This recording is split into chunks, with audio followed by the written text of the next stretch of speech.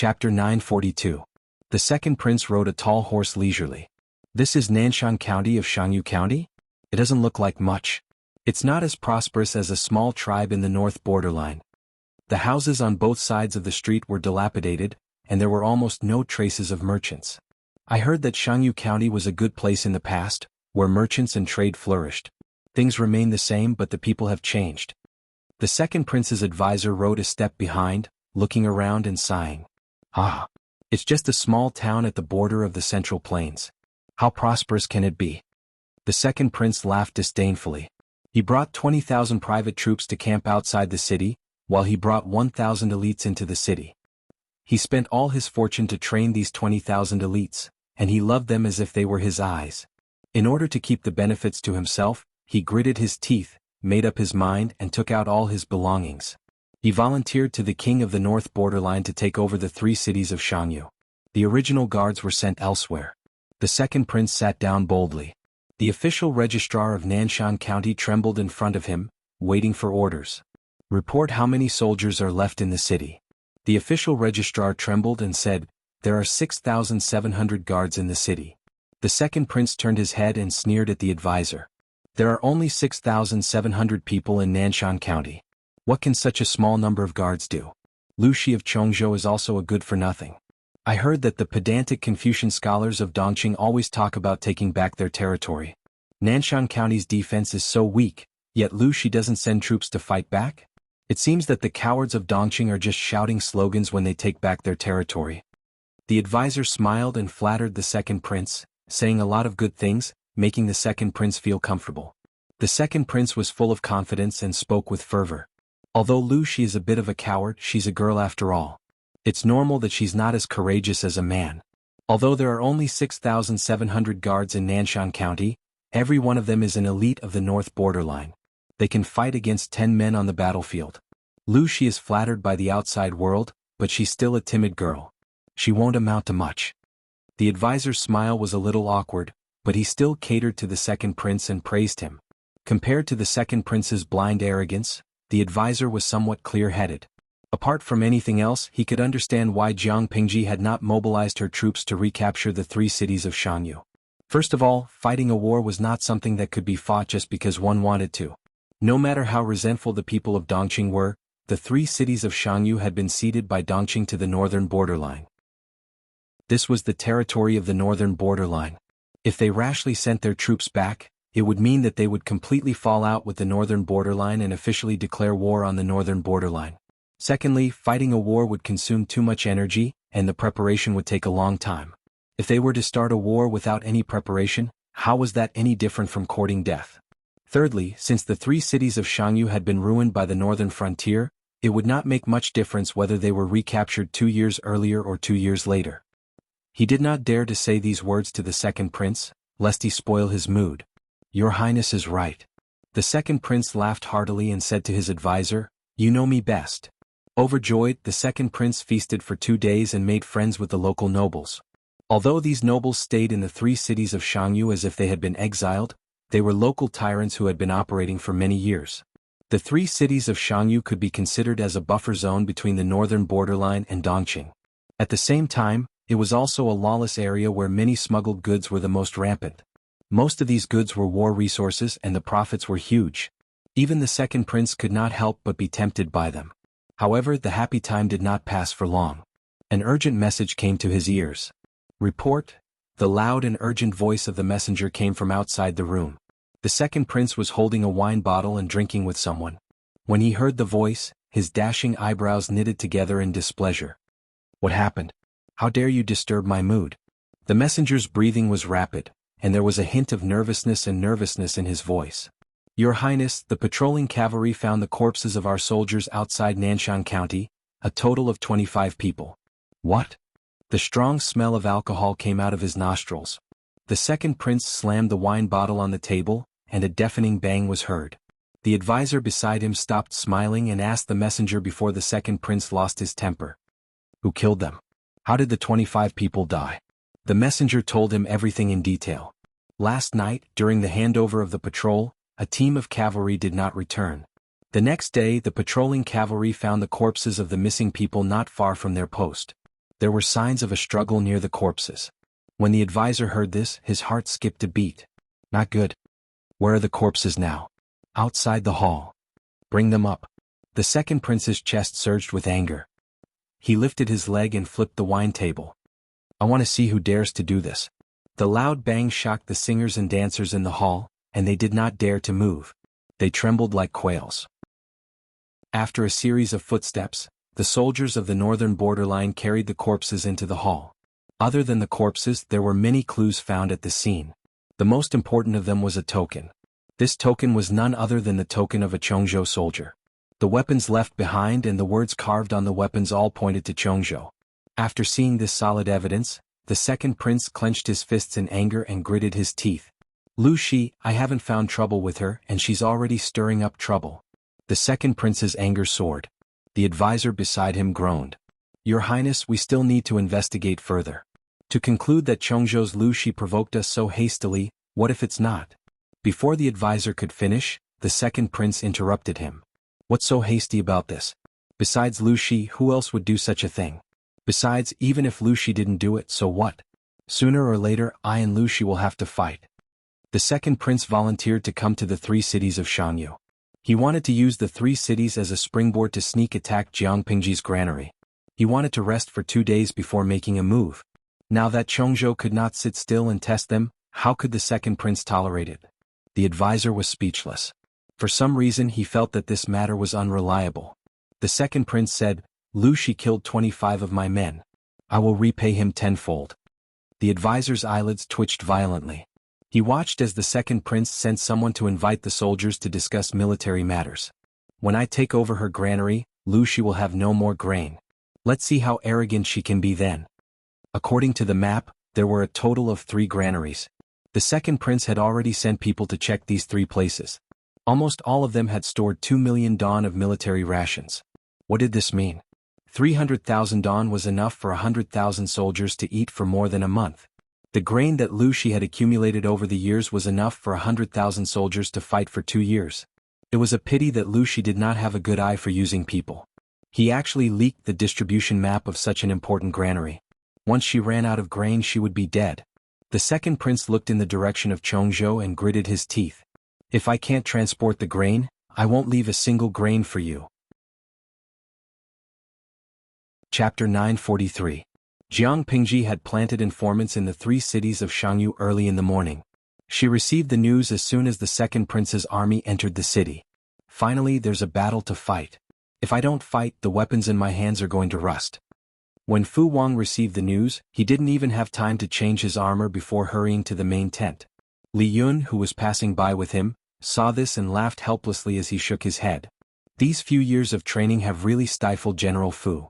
Fu Wang had a warlike gene in his bones, so he couldn't settle down at all. After training for a few years and living a comfortable life, he felt uncomfortable all over. Usually, he could only rely on a lot of exercise and training soldiers to vent his excess energy. Because the training was too heavy, Fu Wang's soldiers complained incessantly. If it wasn't for Jiang Pingji, who couldn't stand it anymore and lightened the training load of the troops, someone might have died. Fu Wang walked briskly and said as he walked, as a soldier, of course, we have to see blood often to maintain our sharpness. Why did he have to put on an act all day? No matter how well he acted, it was still fake. It's not that you didn't do a good job, it's just that you feel aggrieved. Fu Wang would often ask a few generals to spar with him. Other than Li Yun, who could exchange over 100 moves with him without being at a disadvantage, the others could not withstand his blows. Of course, the Wanzhou group had many generals who could fight, but people like Dian Yin and Meng Hun were not in Chongzhou. It was always Li Yun who was fighting. After a while, Fu Wang also felt bored. General Fu, if you really want to fight to your heart's content, why don't you just look for my lord? It would have been better if Li Yun had not mentioned it, but once he did, Fu Wang could not help but twitch the corner of his mouth. If he fought with Li Yun, he had an 80% chance of winning, but if he fought with his lord, he basically had no chance of winning. He really didn't know what this woman ate growing up to be so good at fighting. When they arrived at the main tent, the strategists were already sitting in their seats. Jiang Pingji saw that everyone was present. She glanced at Qiguan Rang. He understood her intention and took out a declaration of war. The barbarians slandered us for launching a sneak attack. In order to retaliate, they sent several teams of cavalry to harass the innocent civilians at the border. They massacred the villages there, burned, killed, and looted. Such vile and provocative behavior cannot be tolerated. Jiang Pingji said, "Do you have any opinions?" Feng Jin said, "I believe that we should attack with a large force to show our military might." Wei Xi seconded. Fu Wang had long been looking forward to fighting, so of course he wouldn't disagree. He wanted nothing more than to raise his hands and feet high. Li Yun also knew that the upcoming battle was to prepare for the northern expedition next year. His blood was boiling. How could he not respond? Very well. Everyone in the tent was her confidant, so it was impossible for them to raise any objections. Jiang Pingji said to Qiguan Rang, "I'll have to trouble Wenjing to announce this declaration to the world, so that the world knows that it's not us who want to fight, it's the barbarians of the northern borderline who have gone too far." Qiguan Rang bowed to the end and said, "Yes." After going through the formalities, the next step was the crucial strategic deployment. The barbarians of the northern borderline have a set of fake maps of granaries. They are in Sangamo, Lijiang and Chaowu. The person leading the troops was the second prince of the northern borderline. This person was greedy and self-opinionated. He definitely wanted to eat up the 3 granaries worth of grain. However, the granary was huge, so this person would definitely mobilize a large number of troops, and even a large portion of the garrison. In this way the defense of the 3 cities would be quite weak. "Jingtu, I'll give you 10,000 troops. Can you conquer the 3 cities in 2 days?" Jiang Pingji raised her head and called Fu Wang's name. Fu Wang had been tense all along. When he heard his name he immediately stepped forward. "Yes, General." Using 10,000 troops to conquer the 3 cities of Shangyu, which Dongqing had been longing for more than a decade, in 2 days? If this was in the past it would definitely be a fantasy. But now it was different. Jiang Pingji had calculated. According to the various conditions she had created today, it might not be impossible. The second prince of the northern borderline was too greedy. He had the idea of eating up the 3 granaries. It was impossible for him to rely on the 20,000 private troops that he had brought. In order to gather enough manpower, this person had to transfer the garrison of the 3 cities. Before the second prince's arrival, the average garrison of the 3 cities was about 10,000 people. After transferring a portion, how many people would be left? The 3 fake granaries had attracted most of the garrison forces, causing the 3 cities to be empty and weak. The 10,000 troops that she had allocated to Fu Wang were all elites who had been carefully trained for several years and were well equipped. They could definitely withstand such a concentrated battle. Not to mention 1 against 5, but 1 against 3 would not be a problem. If Fu Wang still could not conquer the 3 cities of Shangyu County before the reinforcements from the northern borderline arrived, it would be a disgrace to his reputation. Han Mei. Li Yun stepped forward and quietly waited for orders. Jiang Pingji said, "I order you to lead 6,000 troops to ambush Lijiang. You must annihilate the enemy and not leave any loose ends." "Yes." "I plan to lead 6,000 troops to ambush Sangamo. After the enemy is annihilated, Han Mei and I will meet up and cut off the enemy's main force." There were 3 fake granaries, Sangamo, Lijiang and Chaowu. Among them Chaowu's was the largest. It was almost the sum of the reserves of the other 2 granaries. After discussing with a few strategists, Jiang Pingji unanimously believed that the headstrong second prince would personally lead the troops to ambush Chaowu. After all, there was the most food there. The evacuation route was the smoothest. The second prince had a penchant for doing things himself and showing off his military strength. In conclusion, it was most likely that the enemy would lead the main force to ambush Chaowu. In order to delay time and confuse the second prince's judgment, Jiang Pingji placed a lot of food in Chaowu. Transporting the food would delay their marching speed. When Jiang Pingji and Li Yun waited and devoured the enemy's forces, they could take a shortcut to intercept and ambush the second prince's main force. It would be best if they could capture the second prince alive. If not, they would just kill him. They had to meet up with Fu Wang before the reinforcements at the borders of the north borderline could react. To prevent any accidents, Jiang Pingji ordered the remaining troops to stand guard. After assigning tasks to the generals, Jiang Pingji swiftly and decisively assigned tasks to the strategists. At that moment, the whole main tent was filled with a tense atmosphere. It even affected the viewers in the streaming room. Lao Ciji Lianming, after so many years, I finally see the streamer's handsome side. Marin Wei Zixiao, hello everyone. Let me introduce you. This is my boyfriend Lord Jiang Pingji. Zhugonggong Jiang Pingji, oh my, click. Beauty Wei Zixiao Mulan Denguzi, to the person above, are you trying to stir up trouble? Please respect such a hot-blooded scene. Gui Kai Guo Fengxiu, High energy warning ahead. Friends on the blue bullet screen, if you're not used to blood, you'd better leave the streaming room quickly. Let me say this in advance. Our streamer is very cruel. The content of her streaming would scare the timid people out of their wits. The viewers on the red bullet screen were delighted to see this. The viewers on the blue bullet screen were not to be outdone. Although they did not understand, they felt that it was awesome. How could they leave the streaming room and fulfill the wishes of the viewers on the red bullet screen? No, they would not leave. Finally, I've been preparing for more than 3 years. Everyone, it's all up to you. It was time to let the north borderline see her fangs. Chapter 944. The night was gloomy, the moon was dark, and the wind was strong. Hearing that the second prince was going to fight in person, the guards and advisors around him felt like their heads were going to explode. Your Highness, your body is precious. Swords have no eyes on the battlefield. If you are accidentally hurt, we won't be able to answer to the king. His personal guards tried to dissuade him, and his advisors also echoed him. However, the second prince had a headstrong temperament and felt very good about himself.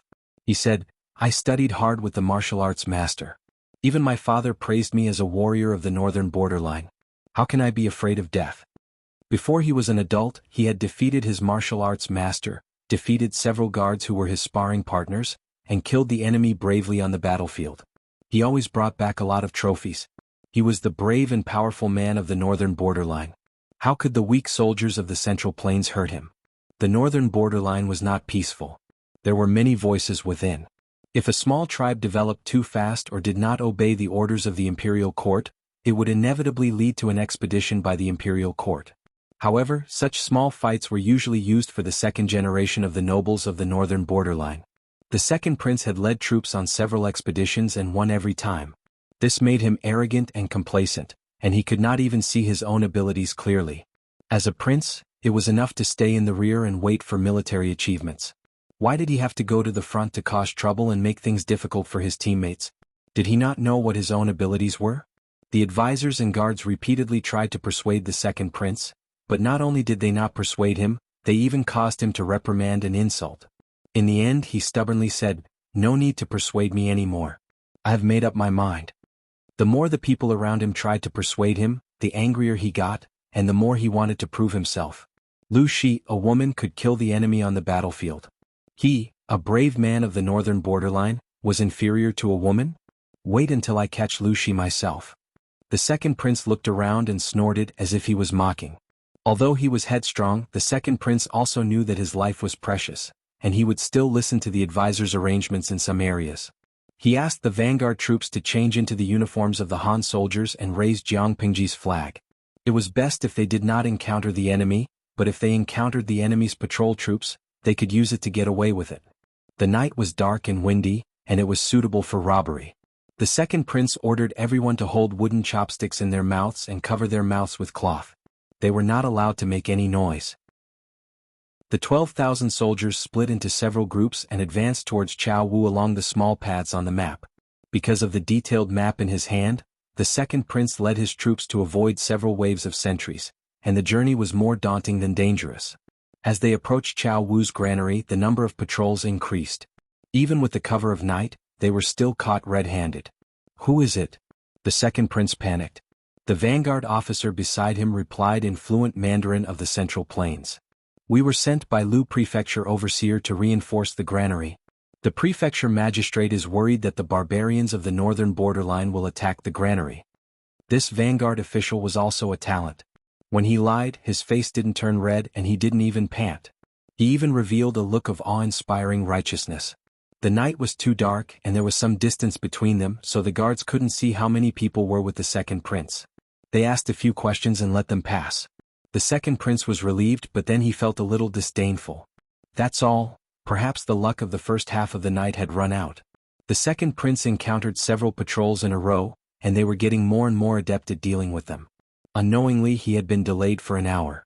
At that moment, they were less than a quarter of an hour away from Chao Wu's granary. Compared to the smooth journey on the second prince's side, the other two routes did not have such preferential treatment. Along the way, they only encountered 3 waves of patrols, and they used the same method of lying to fool them. Little did they know that the patrols under Jiangpingji were different from other patrols. Before dealing with each other, they had to match the secret signal. If the secret signal didn't match, they would be killed. Of course, it was different today. The patrols had received instructions from their superiors that if they met someone they couldn't match the secret signal with, they should not make a sound and cooperate with the other party's performance. The North Borderline thought that their operation was smooth, but they didn't know that their every move was within the enemy's expectations. Li Jiang's granary, Li Yun chewed on some hay in his mouth. He held his spear with one hand and wiped the tip of the spear with the other. His sharp eyes were surging with the desire to fight. Nuanyuan, wait for me to return. Li Yun threw the wiping cloth aside. The hurried footsteps of his subordinates were getting closer. Commander Li Yun, the enemy has formed a formation and surrounded the granary. Just in time. Li Yun straightened his body. He grabbed the white reins of his warhorse with one hand and nimbly flipped himself onto the horse. He held his spear high in the air. Deploy the troops to meet the enemy. At that moment, the sound of fighting could be heard from outside the granary. 2,000 cavalrymen rushed towards Li Jiang's granary. Charge. Based on past experiences, the granary's defensive line would not be able to withstand a single wave of their charge. It would collapse 1,000 miles away. Not to mention that they had appeared suddenly. Chongzhou should not have been prepared. If they met the enemy without any preparation, it would be even more impossible to block the iron hooves of their cavalrymen. It was different this time. When the cavalrymen in rattan armor formed a formation and accelerated their charge, the front hooves of the horses suddenly missed their footing and they fell forward with great inertia. A group of human heads emerged from the ground. They held unknown sickle-like weapons in their hands and ruthlessly slashed at the legs of the horses, causing them to fall forward in pain. After doing that, they immediately retracted their heads into the ground and used the same trick on the second echelon who could not react in time. Dozens of circular trenches were dug around the Li Jiang granary in a radius of 200 feet. This was to deal with the first wave of the North Borderline's cavalrymen. The distance between the trenches did not follow any pattern. There were even circular waves. To conceal the existence of the trenches, the empty space was covered with grass. Coupled with the cover of the night, no one could see any clues. Near the center of the granary, there were densely packed caltrops scattered between the trenches. Seeing this, the troops from the North Borderline also realized that they had fallen into an ambush. Li Jiang's granary was not a piece of fatty meat. It was clearly a trap with fatty meat. However, the cavalry's speed was too fast. A distance of 200 feet was nothing at all. When they realized that it was an ambush and attempted to retreat, the first batch of cavalrymen had already rushed to the granary. You want to retreat? Have you asked for the permission of the spear in my hand? To make it easier to face the enemy, a small path about 5 feet wide was left in all directions of the granary. At the same time, a similar scene was happening in Sang Mo's granary. Jiang Pingji was someone who could not sit still. She did not like to mark documents and was passionate about personally fighting in battle. The North Borderline was there to attack the granary and steal the grain. Apart from bringing weapons and troops, their troops also brought along a large number of carriages used to transport the grain. The troops at the front lost and their morale plummeted. The troops at the back tried to retreat. The carriages became an obstacle for their cavalrymen. They were stuck in one place and could not break through in all directions. The quality of the North Borderline's cavalrymen was not bad. Although the performance at the back was embarrassing, the remaining cavalrymen began to organize a charge to break through. Horse-slaying battalion, go forward and form a formation. The order was given. A whistling arrow soared into the sky. Chapter 945. Xingyue Tianyun, who was the one with the high energy warning just now? Why don't you make it clear? W. No, the baby is going to vomit for a while. Has your streaming room always been so bloody and violent? F***ck me, you're going to split me and my horse in half? Streamer Wu Dejun. Why hasn't such a bloody and violent live broadcast room been shut down? Feng's remembrance. You make it sound like the streamer who promoted a certain color has been censored. Chow Lauda. Watching this kind of live stream in the middle of the night, it's really creepy. Why couldn't the cross-dimensional live stream be more harmonious? It was either pornographic or violent. Watching too much of it would affect the physical and mental health of young children. That was the content of the blue bullet screen. Compared to their panic, the red bullet screen viewers were much calmer. He was not surprised at all. Wuxia Zhongxing, the host isn't always so violent. She's usually reasonable. She only uses her fists when she can't be reasoned with. Those people from the northern borderline are asking for a beating. My streamer is so handsome that he has no friends. Host, when are you going to marry me? Bellflower in the starry sky, the streamer is a master of the aesthetics of violence. She gets more and more violent every time. In the past he only knew how to chop people with axes. Now he could even chop people and horses in half. Full marks for that close-up just now. Jiang Pingji personally led the troops at Sang Mo's granary. When the two parties engaged in battle, she would act as a member of the Zhanma battalion. The horse-chopping battalion was a special battalion that she had specially trained to deal with the cavalry of the northern borderline. The weapons in their hands were all specially forged, and the modeo in their hands was incomparably sharp. The blades were heavy and broad. Compared to the speed of the cavalry, the horse-slaying battalion pursued stability and ruthlessness. They didn't need a lot of speed. They just needed to coordinate with other units to resist the cavalry and reduce the pressure on all sides. The soldiers of the horse-chopping camp were all carefully selected from the various battalions. Their pay was twice as high as that of ordinary soldiers, and their daily training was also much heavier. Because the armors and weapons used by the horse-chopping camp were heavier, the requirement for the soldiers' stamina and strength was higher. If they didn't have a strong physique and strength, they wouldn't be able to fight for a long time. In order to increase their endurance in battle, Jiang Pingji also allowed the soldiers of the Zhanma battalion to adopt the improved three-stage battle tactic of the crossbowmen. Take turns to lighten the load. In addition to all kinds of high-intensity training, the various military camps would also hold regular military exercises. Different units would cooperate and fight against each other. Although the military drill was fake, Jiang Pingji let the veterans lead the new recruits in pursuit of a simulated battle environment. Most of the soldiers under him had never seen blood before, but their combat skills and obedience to orders were not inferior to elite soldiers. The streaming room was always the Jiang Pingji Jiang's perspective. She, who had always walked the agile route, gave up on speed and changed the weapon in her hand from a spear to a heavy zamadeo. With every swing of the blade, the audience could clearly see the entire process of the blade slicing through flesh. She did not deliberately restrain her strength. The heavy zamadeo in her hand was like nothing. Chopping. Or. Jiang. Blood. The audience of the stream. The Tian. The king. Hoo. The Taiwith, the horse. The audience in the streaming room saw with their own eyes that Jiang Pingji swung her sword downwards. Like watching a watermelon, she split open the body of a soldier from the northern borderline's head. She also cut the warhorse under him into two at the waist. Jiang Pingji. The king. Most of the northern borderline cavalry was light cavalry. They followed the rogue policy of running away if they couldn't win. They had always been a headache for the Dongqing military. However, they were blocked by the wagon they brought. Jiang Pingji. The Zhanma battalion formed a curved formation to block their way. She surrounded them. She planned to wipe out the enemy. How could she let the meat fly away? Compared to Sang Mo and Li Jiang, Chao Wu's granary was a rat's paradise. What kind of soldiers are Lu Shi's? The soldiers of the Central Plains are all useless. None of them can fight. The second prince broke through the defense of Chao Wu's granary. The defense of the camp was weak. They fought in a hurry.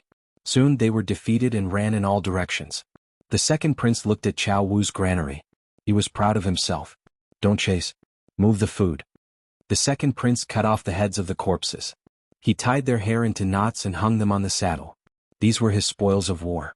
They were strong evidence of his military strength. He broke open the door of the granary. It was full of food. To be cautious, the second prince used the dagger at his waist to cut open a few bags of food. Clear yellow grains flowed out like water. Lu Shi is rich. It's all good food. After confirming it, the second prince ordered people to move the food. The advisor followed the second prince.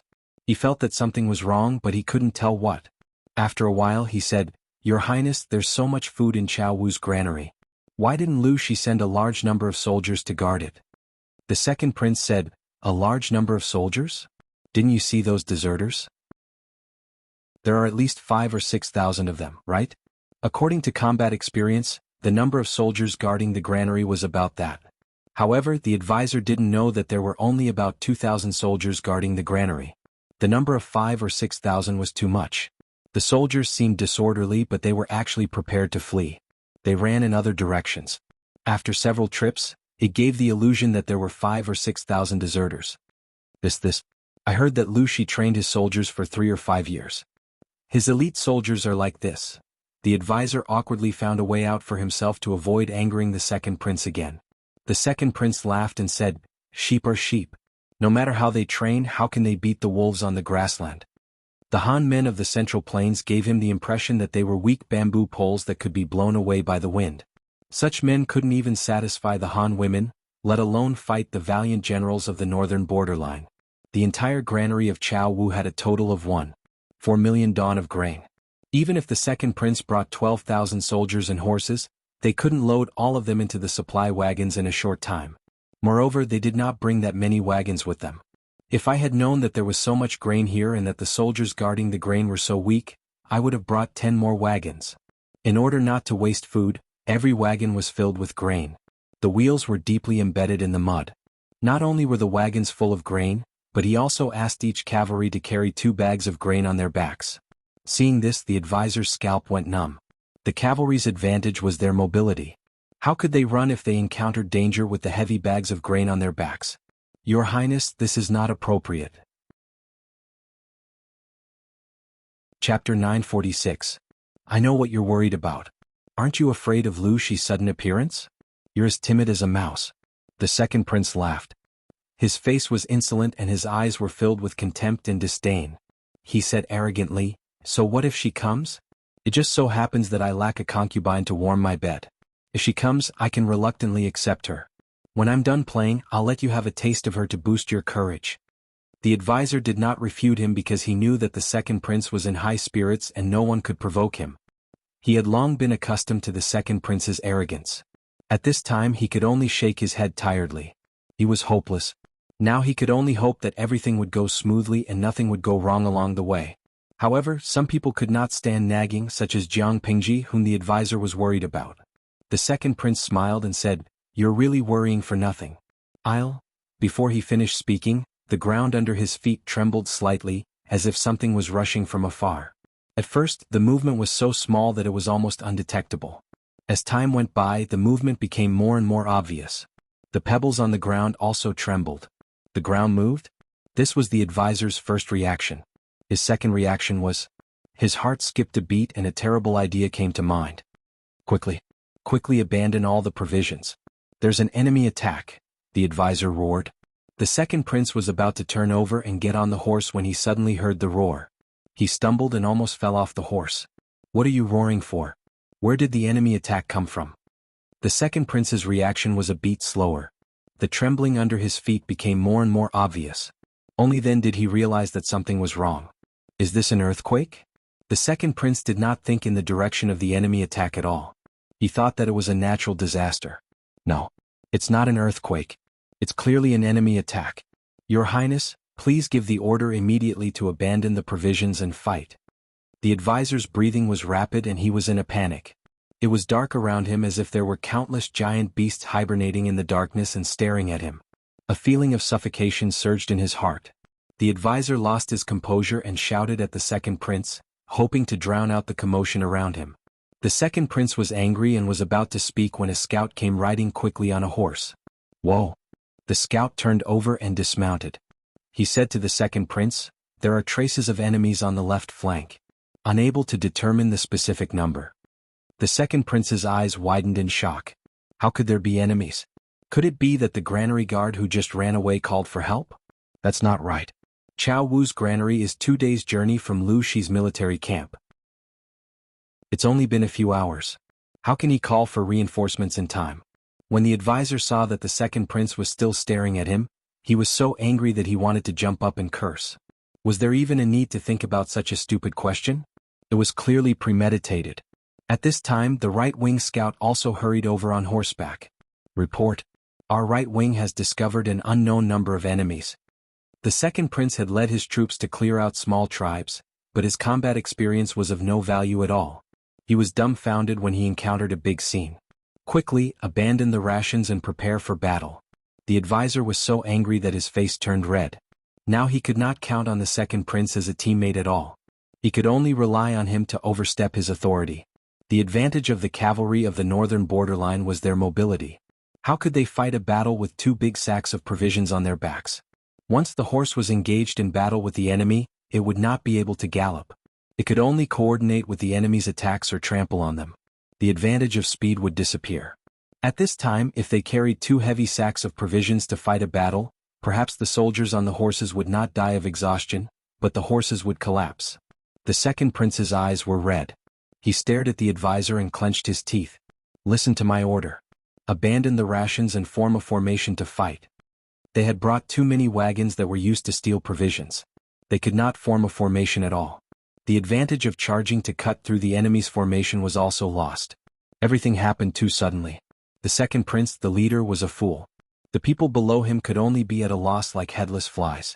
Fortunately, they still had the qualities of the soldiers of the northern borderline. When they encountered traces of the enemy, they wanted to form a formation immediately. Due to the obstruction of the wagons, the process seemed slow and inefficient. While they were in a mess, the enemy's army had already attacked from the left and right flanks, outflanking them. Jiang Pingji led the vanguard battalion of the cavalry and took the lead. She took the longbow from the back of the horse and lit the arrow.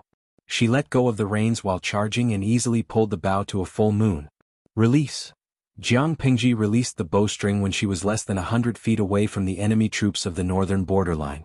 After a buzzing sound, the burning arrow streaked across the sky with a smear of orange and shot into the enemy's territory. After the arrow was fired, she took control of the reins again. She steered the warhorse under her to turn quickly to the other side. The soldiers of the cavalry battalion could not shoot from a long distance like her, but they did a good job.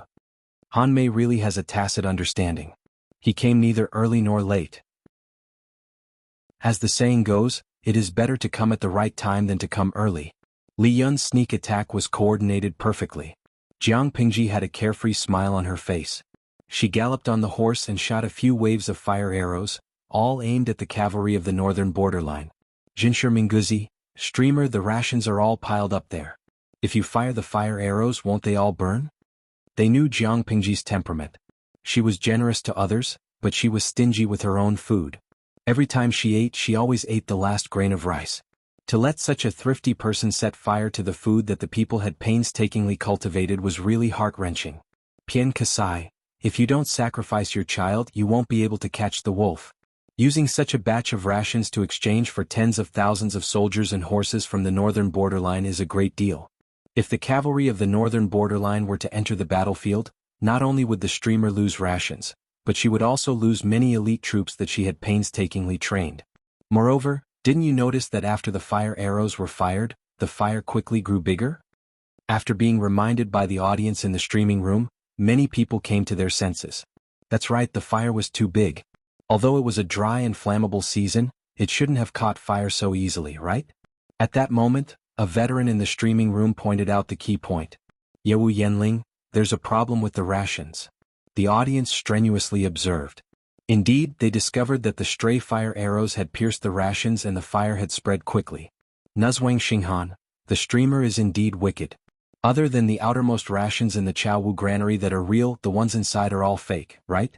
No matter how vigilant the enemy is, it is impossible for them to open up all the rations and check them. Just as the audience guessed, Jiang Pingji only put tens of thousands of dawn of real rations in the Chaowu granary, the rest were all fake. Xinjia, but I have a doubt. If it's fake rations, won't the grain bag feel different when touched? How could Jiang Pingji not consider this problem? She asked someone to smear the inside of the grain bag with a sticky liquid, then rolled it in the rations and stuck a layer of rations on it. Chapter 947.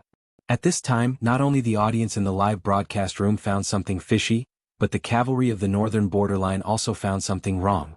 The advisor felt his teeth tremble. He raised his hand to pull out a dagger and fiercely cut open the grain bag. The inside of the grain bag was thick with grain, but apart from this layer, it was full of hay, firewood, and stones. It was fake, it was all fake. They were fooled. At this moment, the advisor regretted it. Lu Shi was able to get to where he was today, how could he be an ordinary person who relied on his father? If the map of the granary was so easy to get, how could Lu Shi get to where he was today?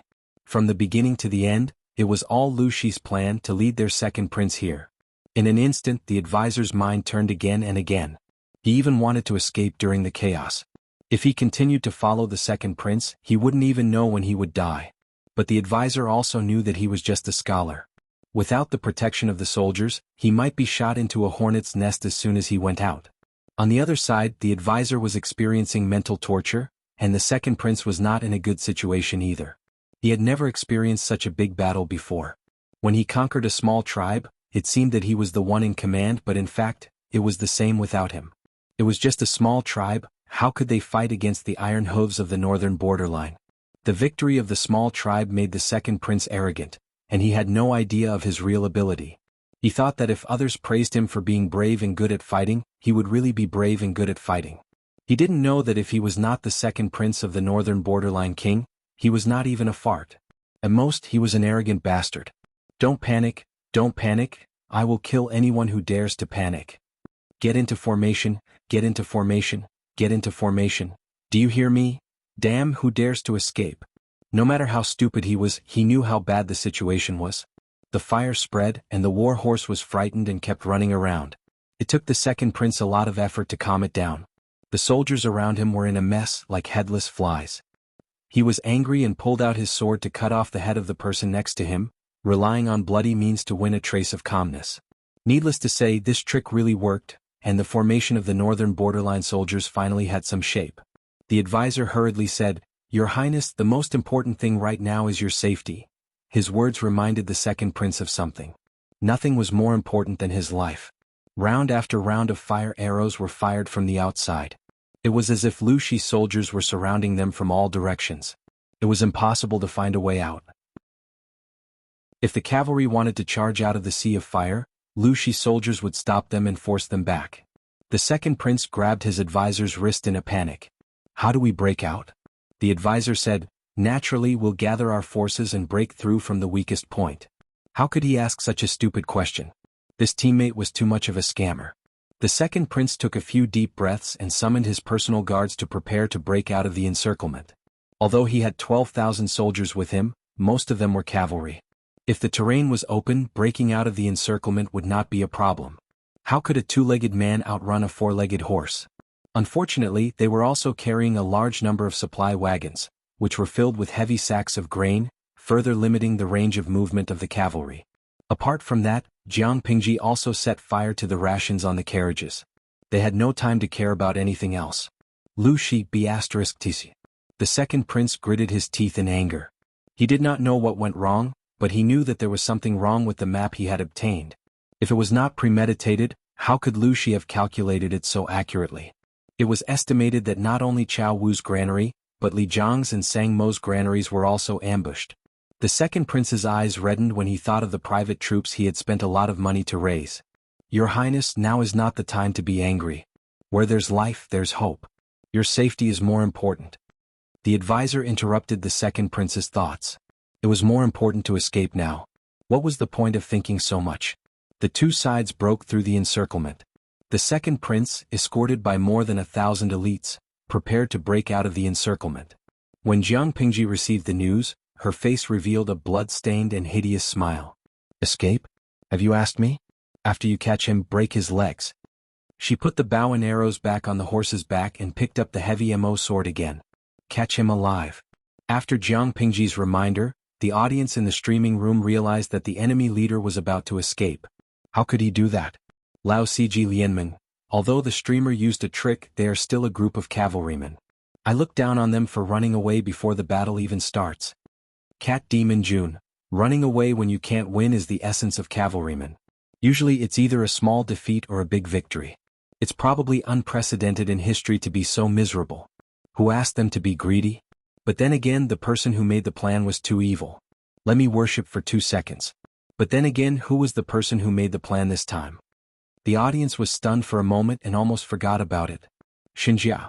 This plan was made by Beauty Ci, the streamer, and Sunwen, right? But the chief planner is that old man Sunwen. This old man has a bright future. When he's done undercover, he'll be among the top strategists. The trick was used too well. Who was Sunwen?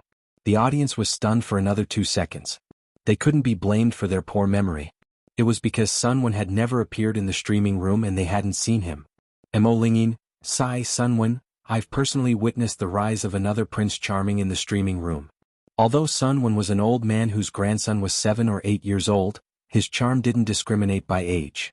The audience paid unprecedented attention to Sunwen. Jiang Pingji couldn't care less about the streaming room. She led the troops to chase after the second prince and his men. What a joke. Capturing the second prince would be considered a real victory. If they let this fat fish escape, the value of this operation would be reduced by at least 50%.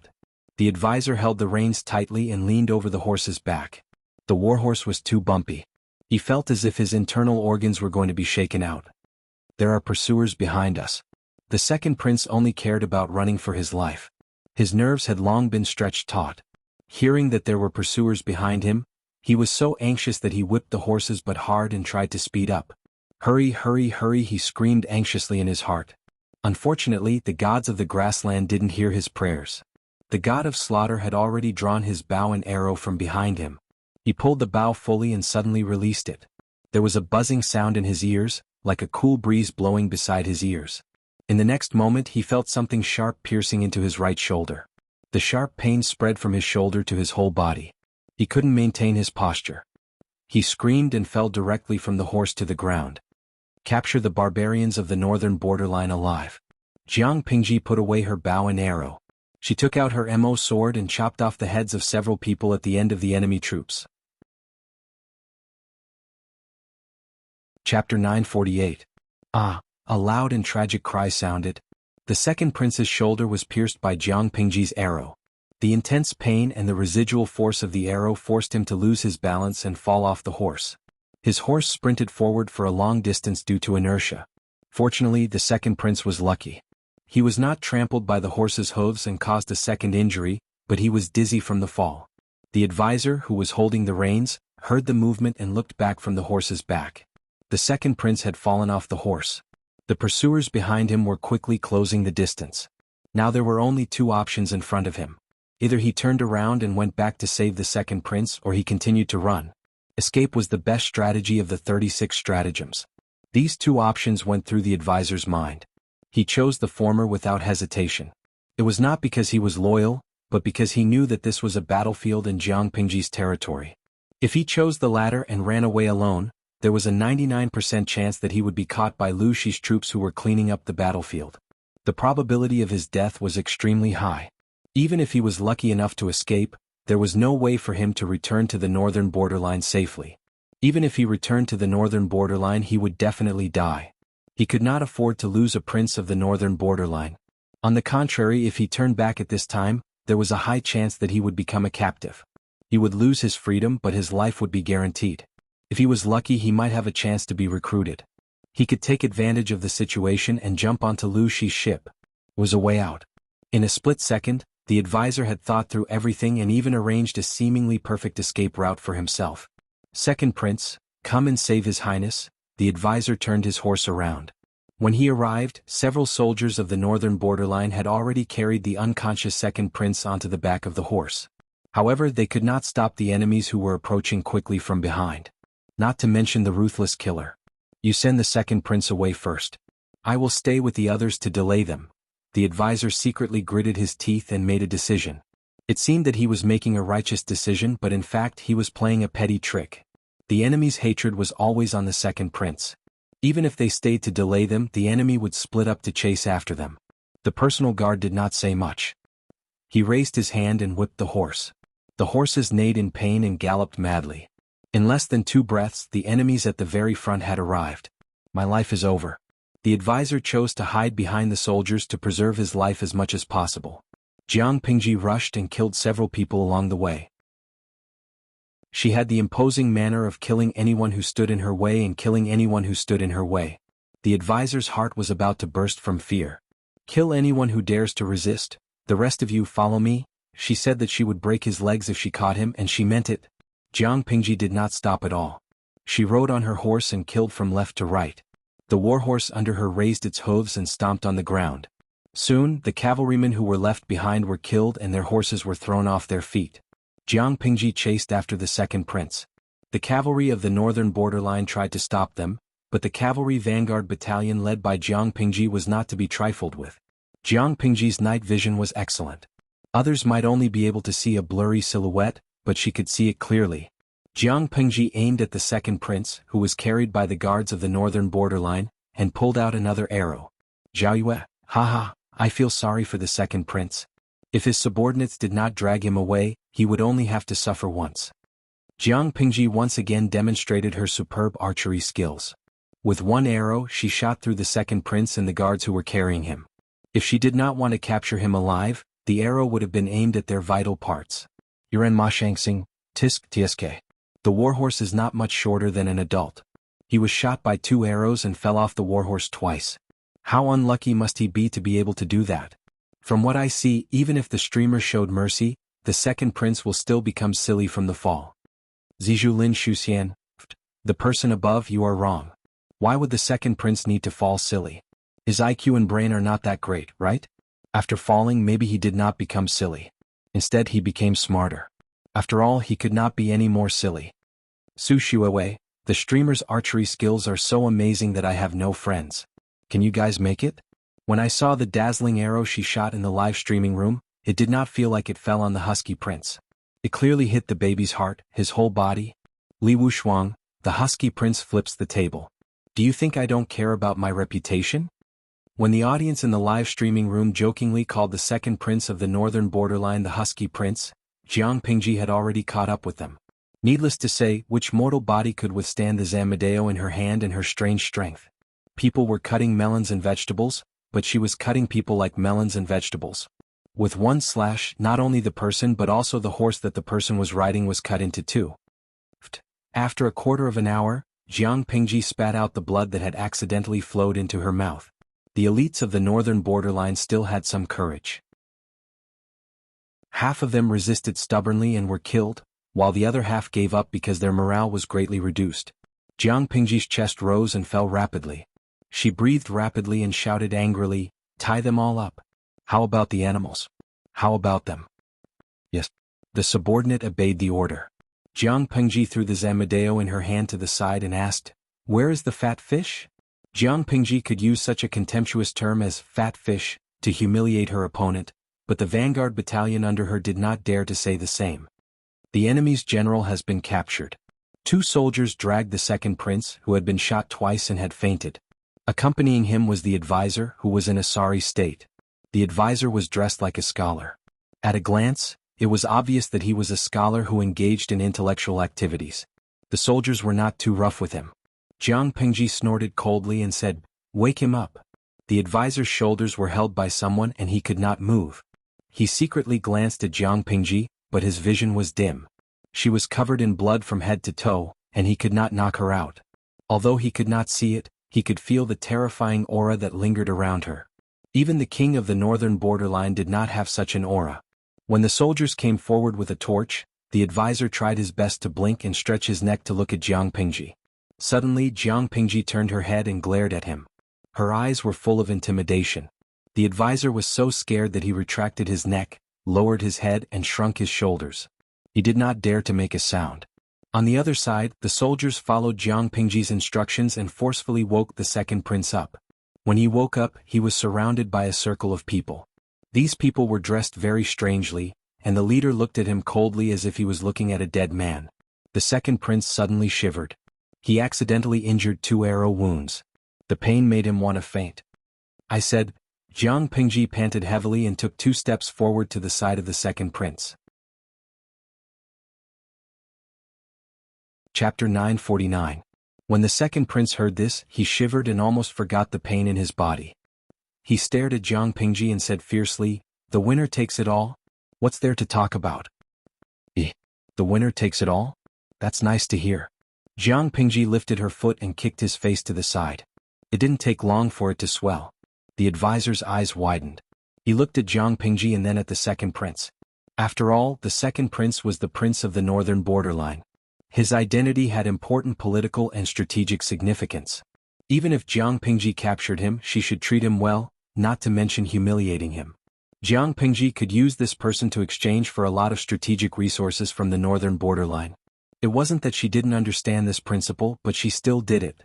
Was this considered humiliation? If she didn't care about his worthless life, that kick would have sent his head flying. How could it just be a swollen face?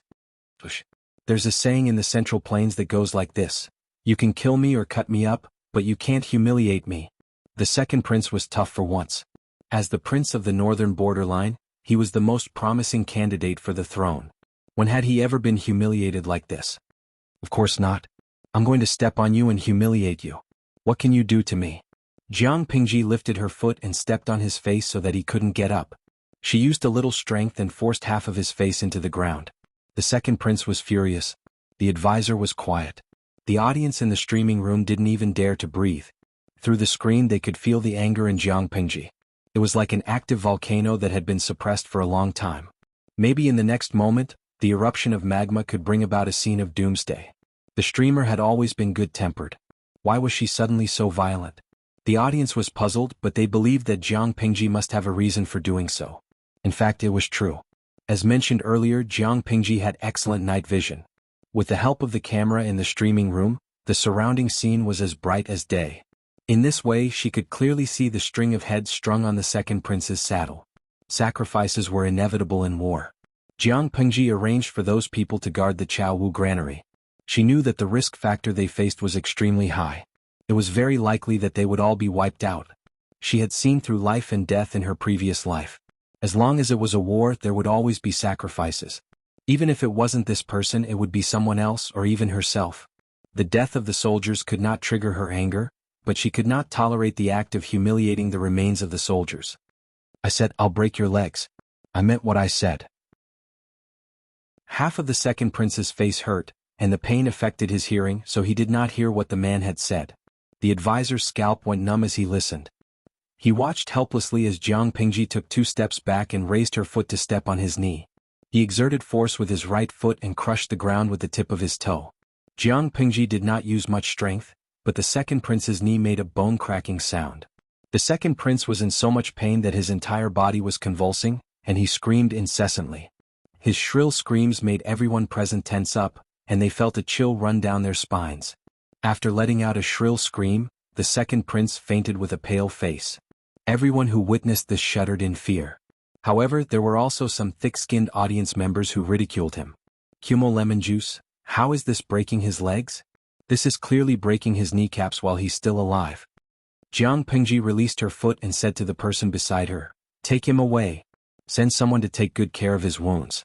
Don't let him die. The advisor heaved a long sigh of relief when he heard this. It seemed that Lu Shi was ruthless, but she was still rational. Little did he know that Jiang Pingji did not kill him on the spot because she wanted him to die more miserably. My lord, Li Yun led a group of soldiers and horses to catch up. He was slightly injured, but his face was still rosy and he was in high spirits. The person has been caught. Clean up the battlefield, Jiang Pingji said coldly. Rest and reorganize. The army will set off tomorrow morning. Li Yun said, This general obeys. I hope Xingtu's side does not disappoint. She was a little irritable. If Fu Wang failed to take down the 3 cities, or if the losses from taking down the 3 cities exceeded expectations, she would be furious. Li Yun said calmly, My lord, please rest assured. General Fu will definitely bring you good news. No matter what, Fu Wang was once the #1 general under the Mengs. Taking down cities was not a problem. Oh, I hope so. If Fu Wang could not take down the 3 empty cities where most of his troops had been transferred, he would not live up to his reputation. The advisor had not been taken away yet. He faintly heard the conversation between Jiang Pingji and Li Yun. His heart skipped a beat. He suddenly remembered that the second prince had rushed over to steal the grain and transferred away most of the garrison. Without sufficient garrison, how could the 3 cities of Shangyu resist Lu Shi's well-prepared army? Lu Shi had taken down the 3 cities as easily as taking something out of his pocket. Thinking of this, the advisor regretted it so much that his intestines turned green.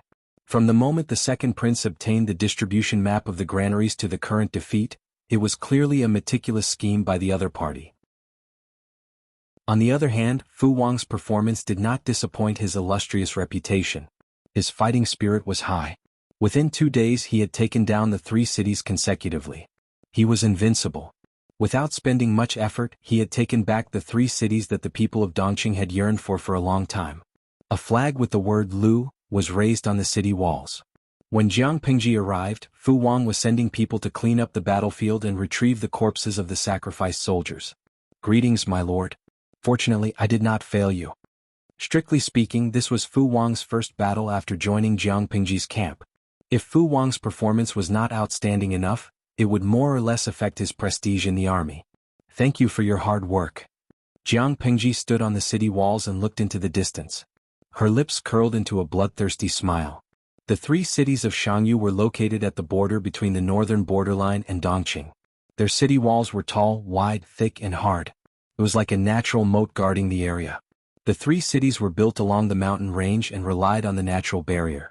Past this mountain range was the territory of the northern borderline. The northern borderline occupied the 3 cities. Without the mountain range as a hindrance, they could use the 3 cities as a base to attack Dongqing. It was precisely because of this that Dongqing had been so afraid of the northern borderline all these years. Now that the 3 cities were in Jiang Pingji's hands, the situation was completely reversed. Sun Wen had once fooled the 4th prince by saying that the construction of the 3 cities would slow down Jiang Pingji's progress in the north. There was nothing wrong with this sentence. The mistake was that Jiang Pingji had no intention of rebuilding the 3 cities. She was already preparing to attack the northern borderline. The 3 cities of Shangyu were the center of the war. Was there any point in developing this place? From the beginning, Jiang Pingji had planned to build the 3 cities of Shangyu into strategic military locations. She would use them as a springboard to attack the northern borderline. The basic construction of the 3 cities of Shangyu was still there.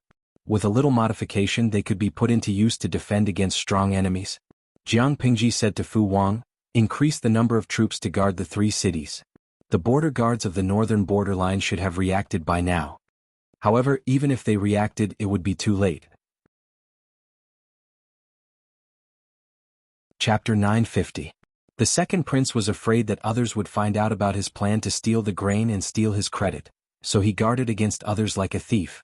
He volunteered to guard the 3 cities of Shangyu, and found an excuse to dismiss the former garrison general. Because of this, the border guards of Northern Territory hadn't received any news about Fu Wang conquering the 3 cities of Shangyu. By the time they received the news, Jiang Pingji and Li Yun had already brought reinforcements to reinforce the 3 cities of Shangyu. Relying on the sturdiness of the city walls and a large number of defensive weapons, they defended the 3 cities with all their might. The soldiers of the northern borderline did not have enough logistical reserves. If the 2 sides confronted each other, the northern borderline would definitely give in and retreat. Jiang Pingji looked at the densely packed enemy troops below the city walls. Her ears were filled with their curses and vulgarities. "Your Highness, why don't you let me lead the troops to face the enemy and teach them a lesson?" "On may stay calm." Qiguan Rang glanced at his lord's cold face and tugged at Li Yun's armor in a low voice to prevent this fellow from acting on impulse. "Counselor, how can we endure this? These northern borderline barbarians are scolding." Li Yun swallowed the rest of his words, but his expression was still filled with rage. "The Lord has her own decisions. Do you think she likes to suffer losses?" Qiguan Rang advised in a low voice. "Why are the people outside cursing her so harshly? Isn't it just to provoke us into sending troops to meet the enemy? It won't do us any good to send troops now."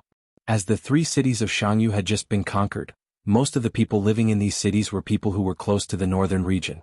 If they take advantage of the time we are facing the enemy and secretly attack us from the inside, we might lose the 3 cities that we have plotted with great difficulty. Let them shout and curse. They won't be able to hold on for more than a few days and will withdraw on their own. Li Yun was no longer the youngster from before. Of course, he could see the battle situation clearly. However, listen to the content of the curses outside. Insulting them for being cowards was one thing. This kind of insignificant scolding was nothing.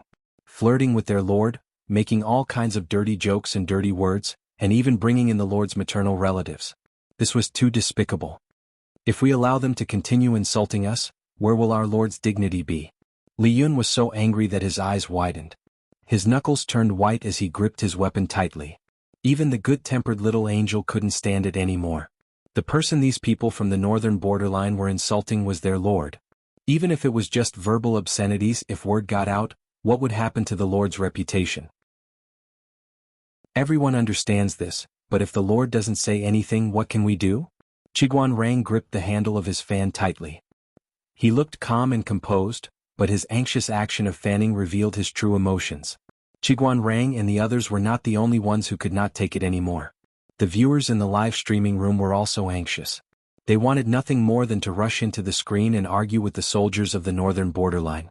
Holy *T, was their family's little princess someone anyone could insult? Believe it or not, they will use Hua Nation's language to scold these bastards of the Beijiang to death.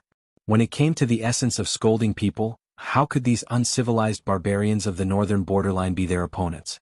Lao Siji Lianming, streamer, they're cursing so harshly. It's not like you to continue tolerating it.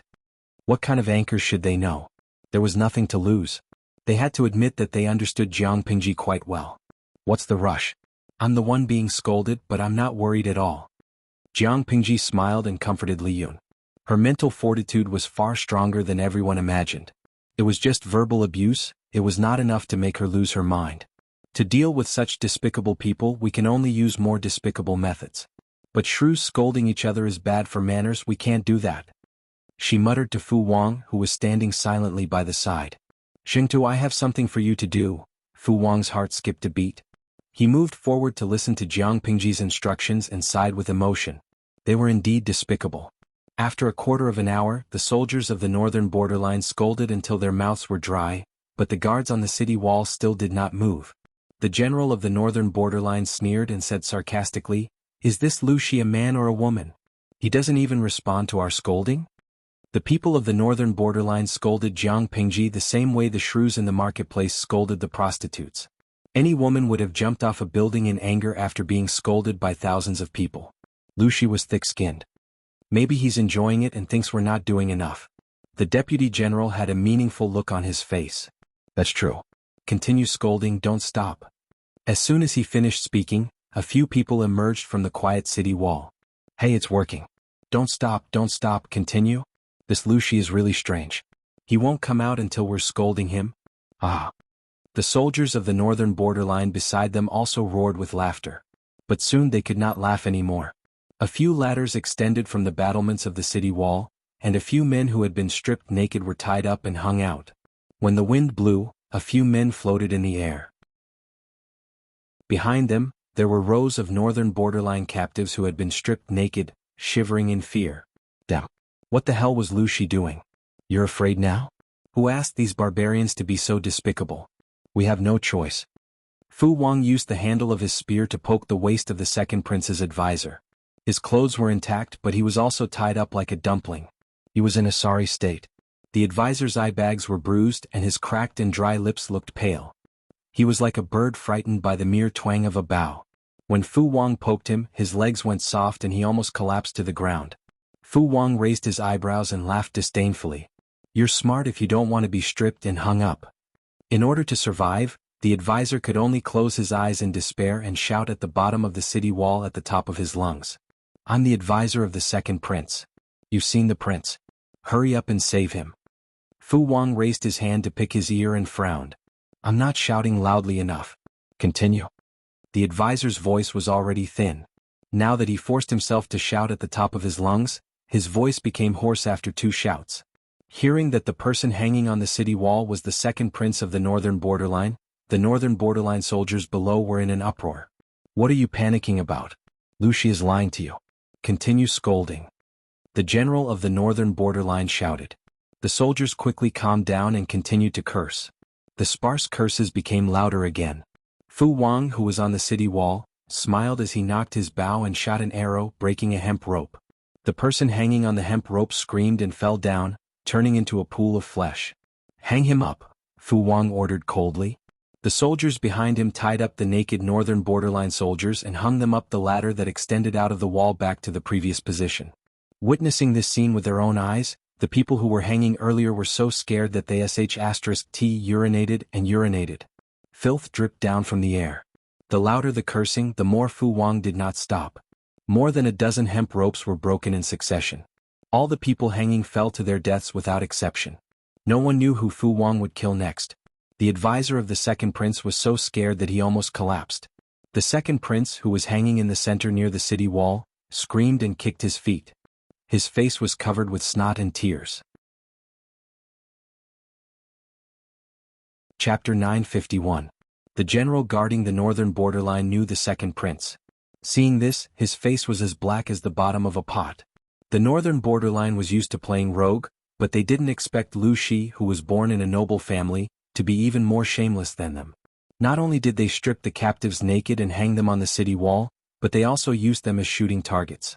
If they were ordinary captives, it would be fine if a few died, but there was the second prince of the northern borderline among them. A prince of a country was stripped naked and hung on the city wall by the enemy? How shameful and humiliating was that? Our Lord said that you northern borderline men are so courageous. Why do you need to stand in front of the battle and bark? Why don't you just attack the city to your heart's content and save your comrades? If you don't have the guts to attack, shut up. Thanks to your second prince, we have at least 5,000 captives from the northern borderline here, if not 10,000. No matter how long you curse, we will hang some and throw some. The besieging northern borderline general was so angry that he vomited blood. They didn't know whether to curse or not. If they cursed, the second prince might be the next one to be smashed into meat paste. If they didn't curse, why would he stay under the city wall with thousands of elites? Watching a few naked guys in the sky poop, vomit, and pee all over the place? General, what should we do now? The deputy general asked the chief general timidly. It was awkward for thousands of them to stay there without doing anything. The chief general was furious. He wanted to whip the deputy general who didn't know what to do. You ask me? Who should I ask? General, why don't we try to attack the city? Lu Shi has only occupied the 3 cities of Shangyu for 2 days. His foundation is not stable. It's a good time to attack the city. Besides, the troops in the city may not be full. Maybe they are deliberately mystifying and trying to deceive us? Another deputy general was more cultured and spoke in a genteel manner. The Central Plains has a strategy called the empty city strategy. Maybe Lu Shi is using this strategy to deceive us. Now that the second prince is in their hands, if the humiliation today is spread, the northern borderline royal family will lose face. They insulted Jiang Pingji. The content of their insults were all vulgar words. There was no evidence at all and outsiders would not believe it. But it was true that the second prince was hung on the city wall and humiliated. Thousands of eyes were watching. Who would be more shameful if word of this got out? The deputy general added, General, if we retreat without any movement, I'm afraid it'll be hard to explain to the king. This sentence was the last straw that broke the camel's back, forcing the commander to make up his mind. Okay, attack the city. If the king of the northern borderline knew that he had retreated without even attacking the city, he was afraid that he would not be able to keep his life. Stuck in a dilemma, he could only try his best. But, attacking the city with cavalry? Jiang Pingji sneered, this is probably the funniest joke I've heard this year. The advantages of cavalry were obvious, but the disadvantages were equally obvious. These people had rushed here in a hurry and did not bring enough siege weapons. The ancient city walls were tall and wide, and the cavalry's mobility advantage was completely useless. They did not have enough siege weapons, and their horses were not heavenly horses with wings. How could they break through the city walls? Jiang Pingji was not the only one who was clear about this. The people from the northern borderline were even clearer about it. They pretended to attack for a while, then left behind thousands of corpses and retreated dejectedly. The second prince, who was hanging on the city wall, could not even pee. Jiang Pingji glanced at him and said coldly, they will come again tomorrow. Continue to hang these people, but remember not to kill them, especially the second prince. In the future, when we go to war with the northern borderline, I'm prepared to use his blood and head as a sacrifice. It'll be a pity if he dies. Fu Wang accepted the order. Yes. After Jiang Pingji left, Fu Wang sent someone to check the captives hanging on the ladder. The second prince was probably a cockroach. He had a strong vitality. He had 2 pierced wounds on his shoulders and broken kneecaps by Jiang Pingji, but such serious injuries did not kill him. He was still panting, his body trembling as he curled up. He looked very pitiful. The other captives did not have the courage to do so. A few of them were scared to death. Fu Wang waved his hand and ordered the soldiers to tie up the captives who were waiting in line and hang them up. Just as Qiguan Rang had predicted, the troops of the northern borderline did not have enough logistics. They could not keep up with the food supply, so they retreated after 2 days of siege. As they retreated, the news that the 3 cities of Shangyu had been reclaimed spread. The people in the north and south had different feelings. Master Yuanjing stretched his back and sighed with a smile. If they don't fly for 3 years, they will grow wings. If they don't fly, they will not sing. If they don't fly, they will soar to the sky. If they don't sing, they will shock the world. This is the true meaning of, if they don't sing, they will shock the world with a single brilliant feat. Upon receiving the news, the forces in Wanzhou were jubilant. The people in Dongqing were even more jubilant. They were as happy as if they were celebrating the new year. The 3 cities of Shangyu had always been a fishbone in the hearts of the people of Dongqing. Unfortunately, the northern borderline was too powerful, so they could not reclaim it. But now Jiang Pingji had reclaimed it. The people of the world began to take this female lord seriously. Dongqing Zhangzhou. This is how a daughter should be. Father was right. Yang Tao put down the secret report. His expression became more solemn. He felt that the weight on his shoulders had increased by 2 notches. Not to mention other countries, Dongqing alone had so many strong opponents. He was afraid that he would fail his late father's expectations. The incident with Yang Jian had made him grow up a lot. The childishness of the past had been worn away, leaving only fortitude and maturity. However, faced with the situation of being besieged on all sides, he still felt a little lost. Yan Lin saw Yang Tao's emotions and comforted him. Don't belittle yourself. Jingzi is not bad either. Yes, companions are the best. Dongqing Haozhou. Ah, I knew it. Lanting is indeed a rare, stalwart man in the world. Oh, madam. When Huang Song received the news, he was having a private conversation with his wife. As soon as he finished lamenting, Lady Qi pinched the soft flesh on his waist. Lady Qi corrected him. She is a woman. What do you mean by saying that she is a man? Are you looking down on women? Huang Song was speechless. How had he offended Lady Qi?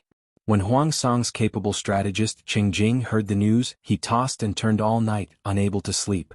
Dongqing Zhe County Hu County.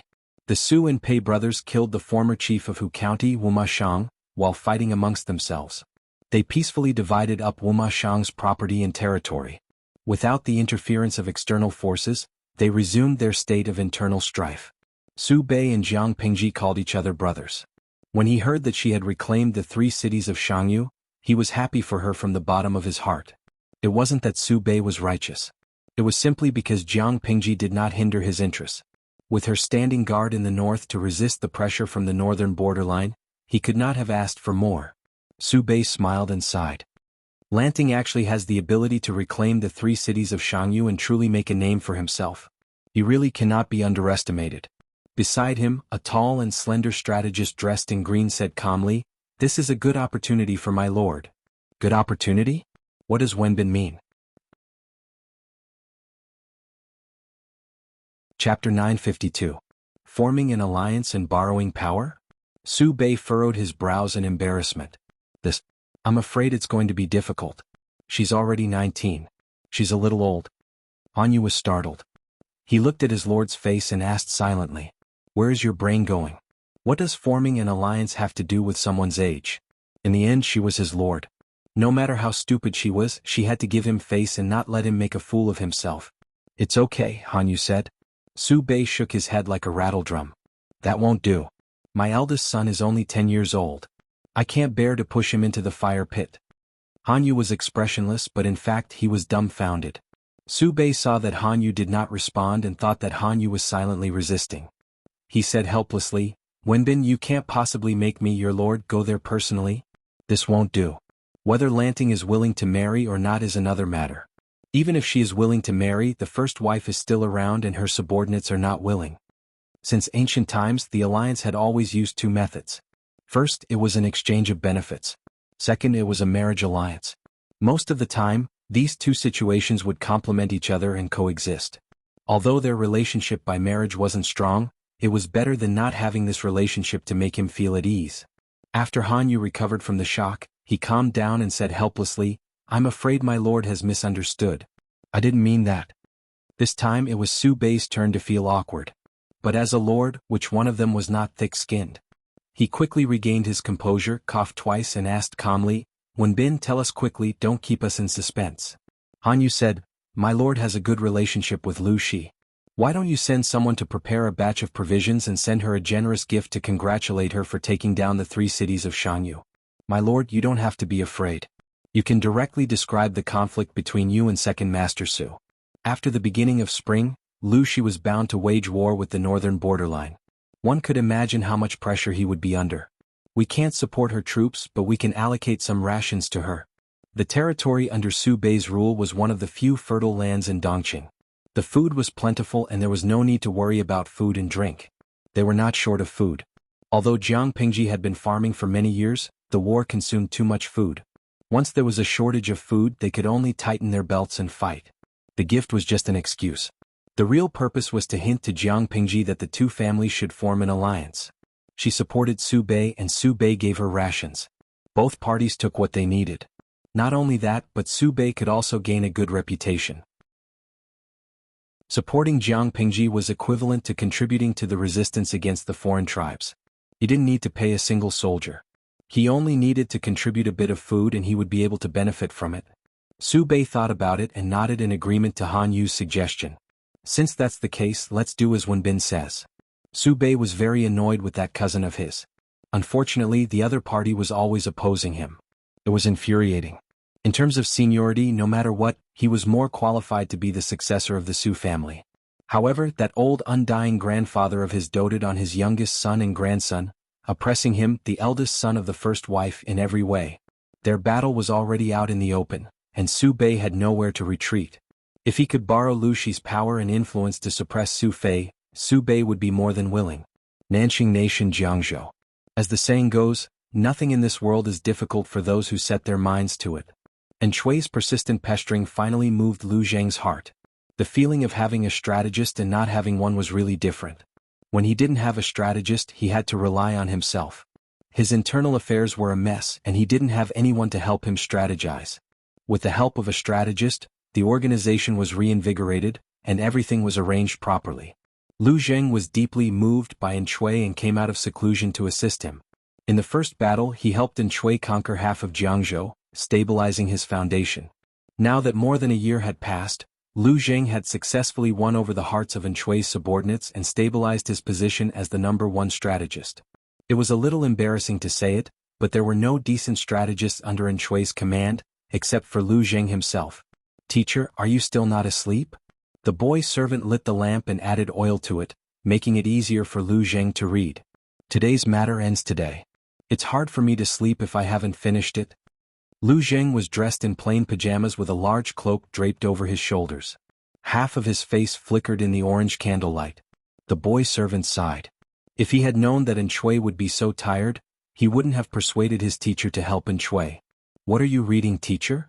The boy servant noticed that Lu Zheng had been looking at the secret report for a long time, not moving his eyes away. "A secret letter from Dongqing. The lost 3 cities of Shangyu have returned. Teacher should be very pleased." Lu Zheng smiled. There was still green stubble on the side of his lips, and his eyes were bruised and swollen. He looked a few years older than his actual age. The boy servant let out a short "ah" and asked, "Teacher, is what you said true?" Lu Zheng raised his hand and adjusted the cloak draped over his shoulders.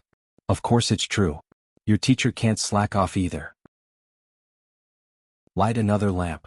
Although he said that he disliked An Chui, Lu Zheng had been secretly observing him.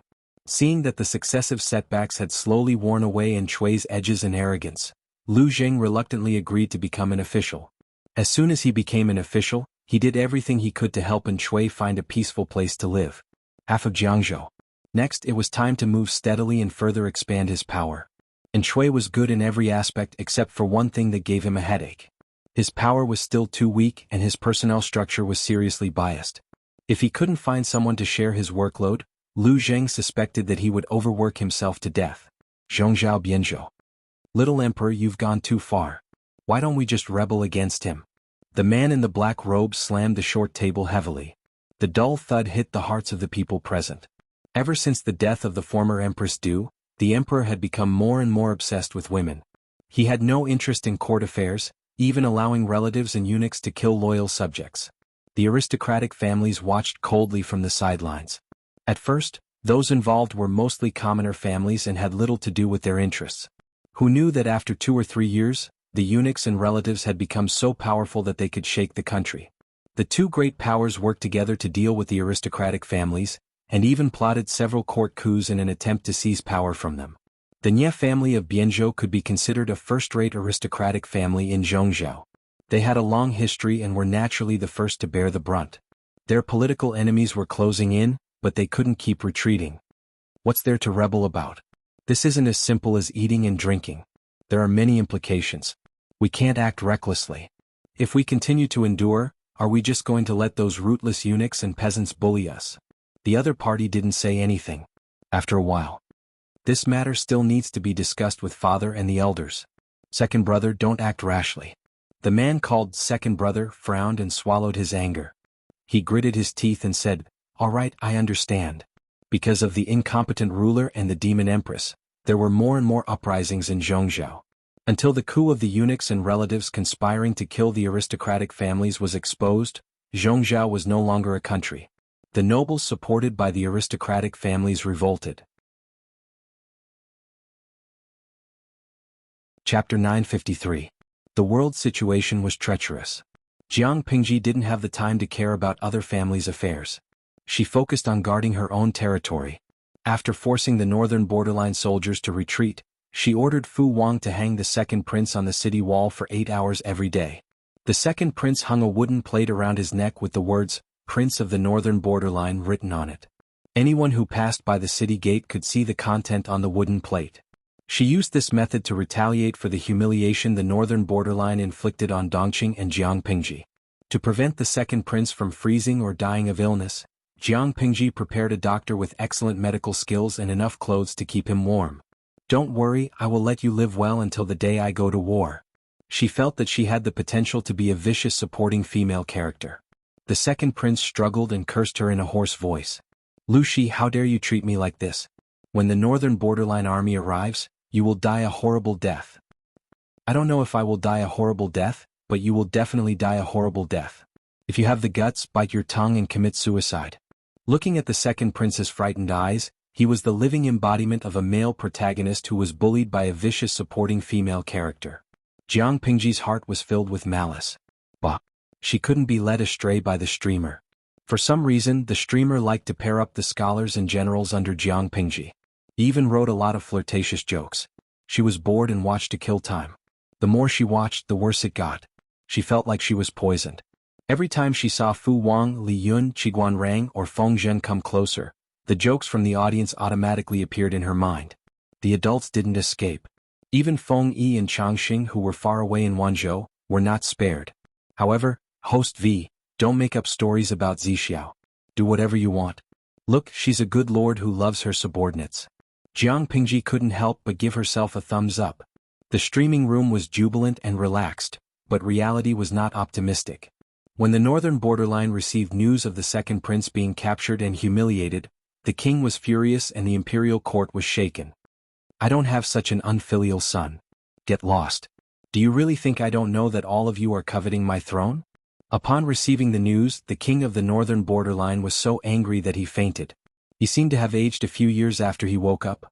Looking at his son who was surrounding his bed, he was so angry that his fingers were trembling. He thought that the reason why the second prince volunteered to guard the 3 cities of Shangyu was because of his filial piety, but he never thought that this unfilial son had other plans. "You all want to die alone, don't you?" He had never expected that his second son would be able to raise an army of 20,000 right under his nose. If his second son hadn't been so greedy as to steal Lu Shi's granary and turned around to force him to abdicate, wouldn't he have been dead by now? As soon as this thought popped up in his mind, he could not help but start a series of conspiracy theories. At this moment, he was not sad that his son had fallen into the hands of the enemy and suffered inhumane treatment. Instead, he was secretly happy. His second son, who wielded 20,000 troops, was simply a thorn in his side. Now that it had been removed, he felt much better. The king of the Northern Borderline took the opportunity to harshly beat his remaining 8 sons. After a few violent bouts of illness, his body was on the verge of collapse. The second prince's actions this time crossed the line. The king of the Northern Borderline was terrified and guarded against his sons as if they were thieves. "Royal father, I don't dare. Please don't be angry and take care of yourself." The princes fought to be the first to express their opinions, their faces full of fear. Their acting skills were superb. It would be a waste if they were not given an Oscar. Faced with the king of the Northern Borderline's harsh words, it did not matter what the other princes thought, but they had to put on the appearance of filial piety. The 4th prince was scolded harshly, but he was secretly overjoyed. It was all because of him that the second prince had fallen to such a state. He knew that the second prince had a lot of private soldiers, but he did not expect it to be to this extent. A total of 20,000 elites. If the other party directly forced him to abdicate, the throne would definitely belong to him. How could he even have a chance? "Mr. Sun, you have a divine foresight. You have calculated every possibility. You are really the reincarnation of Prime Minister Huangfu." Prime Minister Huangfu of the Xia dynasty had destroyed the Qinggu tribe's ambition to rule the Central Plains. To them, Prime Minister Huangfu was the most intelligent person. The fourth prince compared Sun Wen to him, which showed how much he admired him. "Your Highness, you flatter me." Although he was speaking modestly, Sun Wen actually accepted the fourth prince's bow. The fourth prince said, "Sir, although the second prince has been eliminated, there are still others eyeing him. Sir, you have to help me." "Don't worry, Your Highness. I have a plan to eliminate the first prince." The fourth prince suddenly thought of the trick that Sun Wen asked him to do. He asked the first prince's men to kill the second prince's patrolling soldiers, which led to the second prince's radical attack on the granary. "If they were to frame him, sir, you mean?" Sun Wen said with a smile. "Although they are the second prince's private soldiers, they are still the elites of the northern borderline. Now they have been swallowed by Lu Shi without saying a word. Not only did it damage the northern borderline's reputation, but it also greatly damaged the morale of the northern borderline and weakened their armed forces. When the king's anger subsides, he will be distressed by the loss of 20,000. Your Highness, why don't you choose a good time to mention this matter? If the king knew that the first prince is an insider and has been secretly harming the other princes, I don't know how sad and disappointed he would be." The fourth prince's heart skipped a beat and a fierce look flashed across his eyes. "Sir, you are right. Without the second prince, there was still the first prince of noble birth. As long as the first prince was eliminated, it would be much easier to deal with the other brothers." Under Sun Wen's instigation, the princes of the northern borderline fought fiercely. A month later, the king of the northern borderline fainted from anger again. The first prince was stunned by the flying pot. Even if he opened his mouth wide, he could not defend himself. The king of the northern borderline was already on guard against his sons. He simply took the opportunity to cripple his eldest son. In just 2 months, his eldest son was crippled, and his second son was crippled by Jiang Pingji. Before he could catch his breath, he appointed Wu Liba, the wise man of the northern borderline, as an envoy to Dongqing. It seemed like he wanted an explanation, but in fact, it was for an alliance and reconciliation. The current northern borderline could not withstand a large-scale war. He had to think of a way to scare Jiang Pingji so that she would not dare to send troops to the northern borderline. As long as these 2 years passed and the northern borderline recovered a little, he could find Jiang Pingji to settle this blood debt. He had crippled one of his sons and killed 20,000 of his elites. Lu Shi must pay with his blood. Wu Liba carried a heavy responsibility and planned to use his glib tongue to persuade Jiang Pingji. "Oh, a gift from the magistrate of Liuzhou?" In order to regain the trust of the king of the northern borderline, Wu Liba took the initiative to undertake the heavy responsibility of being an envoy. Along the way, he made various assumptions and countermeasures. Chapter 954. My lord, even if we want to go to war with the northern borderline, it can't be now. Knowing what Jiang Pingji had given Wu Liba, Qiguanrang almost broke his precious fan. "Wenjing, what are you afraid of? The northern borderline is the one who doesn't want war now. The initiative is with us and it's not up to them to decide. If Wu Liba can't take it anymore, he can just turn around and leave." Feng Zhen didn't mind blowing things up. He grinned and gulped down a mouthful of sake. His salary wasn't low. What kind of good wine couldn't he buy? However, Feng Zhen liked to freeload a little from each house. Even if it was unadulterated wine, he enjoyed it. Among all the houses, he liked his lord's wine the most. It tasted more mellow than ordinary liquors. Qiguanrang glared at Feng Zhen. He was right. It must be this wastrel who instigated his lord to cause trouble. Feng Zhen received Qiguanrang's gaze and secretly shrugged. He smiled, revealing his white teeth. He had an expression that said, "What can you do to me?" How could Qiguanrang not know what kind of person his lord was? His lord was a troublemaker. She couldn't settle down, so why would she need others to instigate her to cause trouble? At most, he gave some suggestions.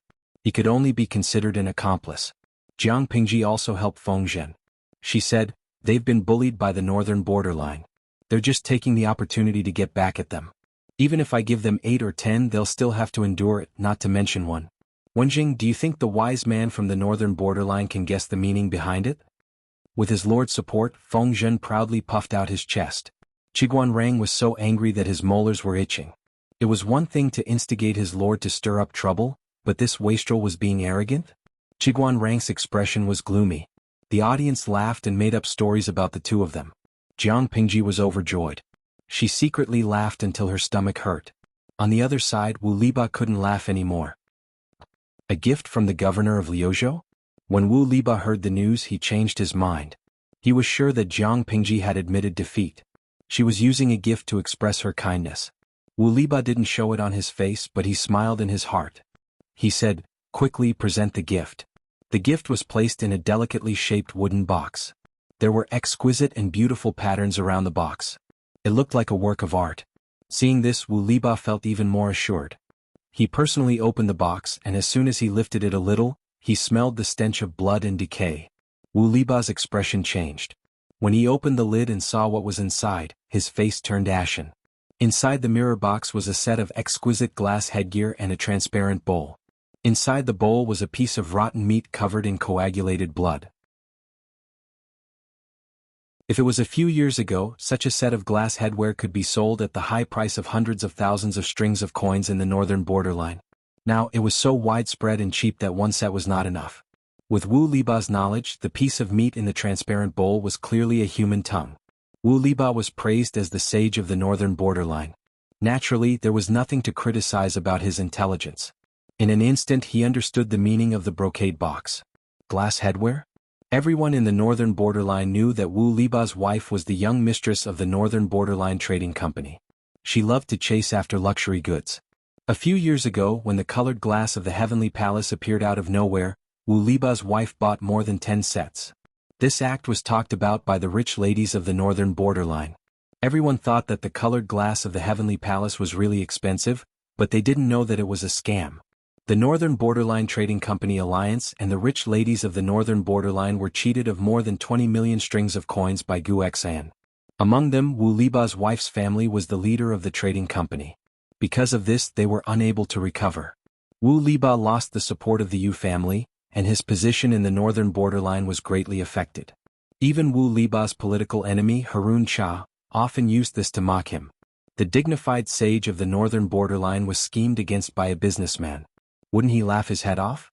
Therefore, the colored glass of the heavenly palace had always been an indescribable pain in Wu Liba's heart. He hated to see this deceitful thing.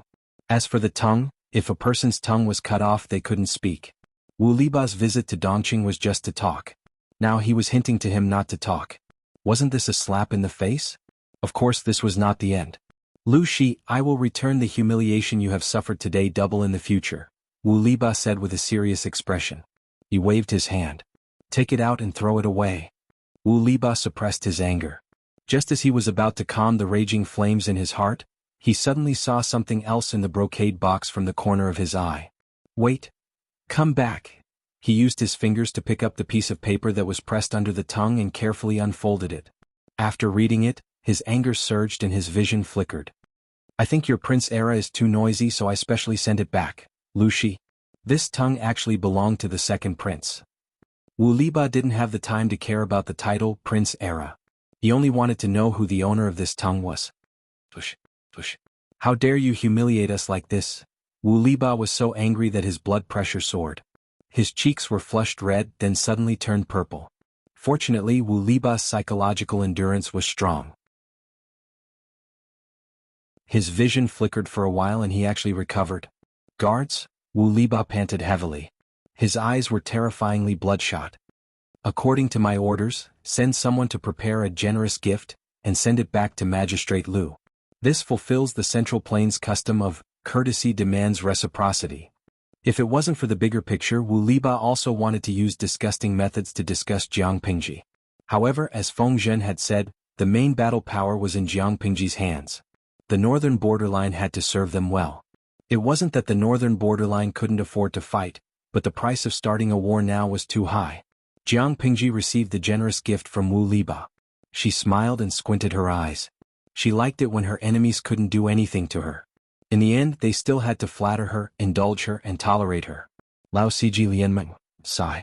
The northern borderline is so unlucky. Why did they have to meet the streamer? Gui Kai Guo Fengxiu?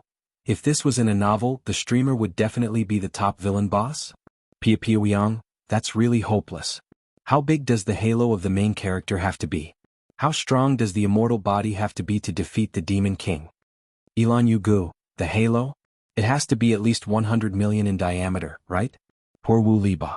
He doesn't have the halo of the main character, but he has taken on the task of defeating the Demon King. He's definitely going to be tortured. General Wu Liba, how have you been all these years since we parted ways in Shangjing? Jiang Pingji and Wu Liba had met once. At that time he was high-spirited and arrogant. He forced Jiang Pingji to swallow the resentment in her heart. Now the situation was reversed. She, who was dressed in white, had become a vassal who ruled over a region. The domineering and arrogant Wu Liba had to respect her mood and carefully flatter her. Indeed, the wheel of fortune had turned. A trace of astonishment flashed in Wu Liba's eyes. He was shocked by Jiang Pingji's familiarity and even more surprised by her kindness. He had met Lu Shi before? Wu Liba couldn't remember the trivial matter from that time.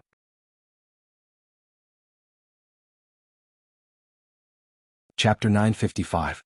That year at Mount Ji's hot spring in Shangjing, Jiang Pingji stood up for Feng Jin, but Wu Liba stood up to stop her at the critical moment. However, with Jiang Pingji's bad temper, how could she let it go so easily? In front of Wu Liba, she chopped off the arm of the instigator from the northern borderline and slapped his face in front of everyone. Wu Liba might still remember the incident, but how could he remember that the arrogant youth was the current Jiang Pingji? He carefully considered Jiang Pingji's words and chose a vague answer. I've been living well these past few years. Thank you for your concern, Governor Lu. Jiang Pingji smiled and said, as long as you're doing well. She didn't dare to boast about other things, but when it came to holding grudges, if she was the second best, no one would dare to be the first. Back then, at Jishan's hot spring, Jiang Pingji wanted to press Wu Liba to the ground and give him a good beating. She wanted to punch his face. She had always remembered this debt. In the past, due to the circumstances, she could only watch as Wu Liba was arrogant and despotic. Now that the tables had turned, it was her turn to control the situation. Wu Liba saw that Jiang Pingji had a smile on her face and was concerned about his well-being. She did not seem to have any ill intentions. He was puzzled. He even doubted whether it was Jiang Pingji's own intention to give him a gift. Could it be that her subordinates had done it behind her back? If that was the case, it proved that Jiang Pingji's attitude towards the northern borderline was still neutral. There should be a possibility of persuasion. Thinking of this, Wu Liba secretly heaved a sigh of relief. The expression on his face also became lighter. As long as there was a chance, everything could be discussed. What he didn't know was that Jiang Pingji looked easy to talk to, but it was only because of her excellent acting skills. As the leader of a group of actresses, she must be the best of the best, the one who won all the Oscars. Wu Liba was organizing his thoughts when Jiang Pingji interrupted him warmly and invited him to have a meal together. Even if Wu Liba did not pay much attention to it, he knew that Wanzhou's gourmet house was famous for its delicacies. Gourmet house was established by Jiang Pingji. As you wish. He swallowed the words he was about to say. When the delicacies were served, the aroma of the meat made him salivate, and his appetite was greatly stimulated. Just the smell alone was enough to stir one's appetite. General Wu Liba was born in the northern borderline and is a man of the grasslands. He should be used to eating horse meat, right? Jiang Pingji smiled and ordered someone to pour wine for him. Horse meat? Wu Liba took a bite.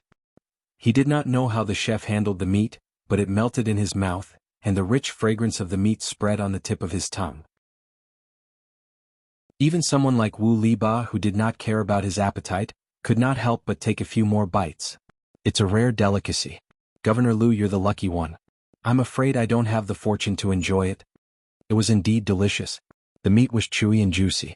Based on Wu Liba's experience, this horse meat was definitely from a high-quality horse. However, the stud farm in Dongqing was controlled by the Meng family in Sangzhou. The master of the Meng family had also made it clear that he and Lu Shi had an irreconcilable feud. It was absolutely impossible for him to provide horses to Lu Shi. In other words, Lu Shi's horses were like gold ingots. Why would he slaughter them for food? In an instant, various thoughts flashed through his mind. For some reason, Wu Liba had an ominous feeling. General Wu Liba, how does it taste? Jiang Pingji asked him with a smile. Wu Liba said, the meat is chewy and delicious. I'm afraid it's a good colt. Jiang Pingji replied readily, that's natural. It's an excellent colt from the northern borderline. I was afraid that General Wu Liba would not be used to it, so I specially sent someone to the warhorse camp to slaughter an injured horse. Although it's an injured horse, it's healthy and has a good bloodline. It's also a good horse. She spoke naturally. The more Wu Liba listened, the darker his face became. The fragrance of the meat in his mouth seemed to have become poisonous, making it hard for him to swallow. The warhorse was brought by the second prince. Lu Shi purposely slaughtered a good colt from the northern borderline to entertain him. His evil intentions were clear. A stern look flashed in Wu Liba's eyes, but it quickly disappeared. Jiang Pingji asked, "Why aren't you eating?" He replied, "I'm old and my teeth are loose. I'm afraid I can't eat much. I'm afraid I'll have to disappoint Governor Lu's good intentions." Wu Liba put the food aside and sat upright. "I heard that my master's second son offended Governor Lu?" Jiang Pingji continued to smile. "Didn't you see General Wu Liba when he entered the city?" Wu Liba was surprised. He did not know what she meant. Jiang Pingji continued, "I forgot. With my memory I'm always forgetful. In order to welcome General Wu Liba, I thought about it day and night, but I couldn't find a good gift. Considering that Prince Era missed his hometown, I allowed a part of his body to return. However, his injuries were severe. If his limbs were broken he wouldn't live long, so I could only cut off his tongue. Prince Era's tongue was twisted a while ago. He's still recuperating, so I didn't hang him on the city wall to dry these few days." The second prince worked 8 hours a day. It was quite tiring. Now that the second prince's mouth was injured, Jiang Pingji naturally would not force him to work with his injuries. Wu Liba suddenly widened his eagle eyes. His eyes were filled with rage and ruthlessness. "Governor Lu." Jiang Pingji lifted her eyelids lazily and said, "Yes, I'm listening." Wu Liba said, "Governor Lu, do you really have to be so ruthless?" Jiang Pingji smiled. "Ruthless? I don't think it's ruthless. Your prince from the north borderline brought 20,000 to 30,000 troops to attack Chongzhou. He tried to steal rations and burn down the granaries. I would like to ask, is this not ruthless? Once the 3 granaries of Chao Wu, Lijiang and Sangmo are destroyed, the 100,000 elites in Chongzhou will starve to death. To put it bluntly, your lord allows his son to fool around and doesn't teach him to not steal. Don't blame me for teaching him how to be a man. General Wu Liba, are you here to plead on his behalf? 100,000 elites? 3 granaries could feed 100,000 elite soldiers?" Wu Liba extracted important information from Jiang Pingji's words. His face turned ghastly pale. Jiang Pingji's words were not polite at all. After careful consideration it was extremely frightening. It was a clear threat. Wu Liba's heart raced. His mind was full of thoughts, but he remained unmoved on the surface. "Governor Lu, you've misunderstood. When my lord learned of this he was furious. The second prince privately recruited 20,000 troops and was suspected of having disloyal intentions. Speaking of which, Governor Lu's action helped my lord to clean up his mess and at the same time, prevented more conflicts." Wu Liba said calmly, "The north borderline and Dongqing are in-laws. The 2 countries coexist peacefully. The second prince tried to incite a war between the 2 countries. It was a move that hurt his heart. It is the second prince's good fortune that Governor Lu taught him a lesson. My lord sent me here, firstly to explain and secondly for the people at the border. I didn't expect General Wu Liba to be such a righteous person." Wu Liba saw Jiang Pingji admit it shamelessly. He almost vomited blood.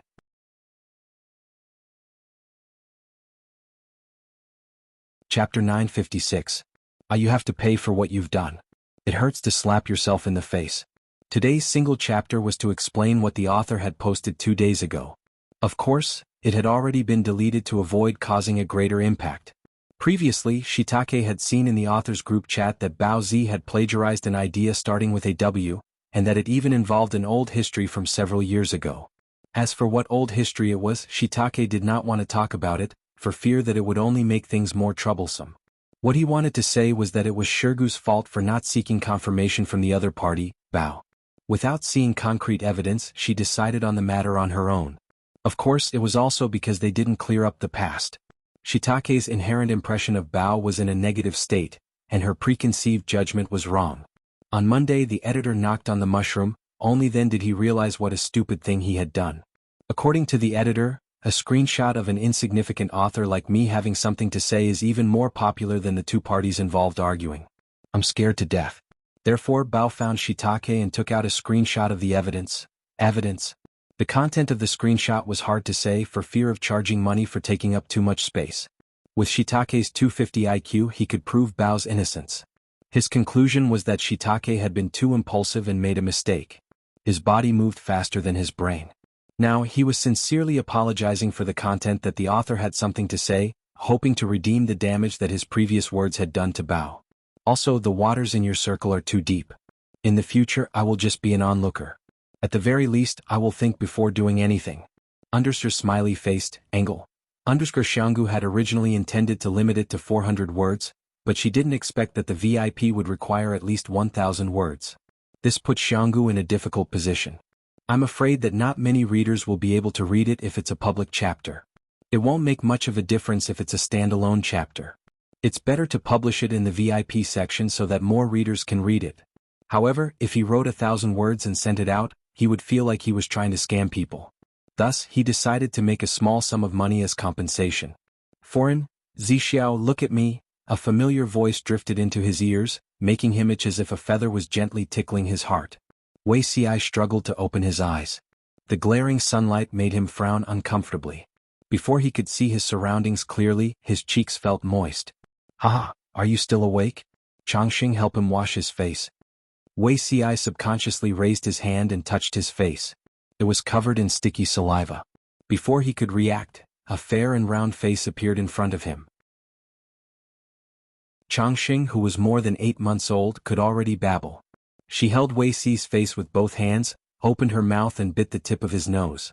Wei Xi could not help but laugh. He raised his arms and hugged Changxing. His fair fingertips pointed at her little nose. "Your nose is dirty. If you're hungry, look for the wet nurse."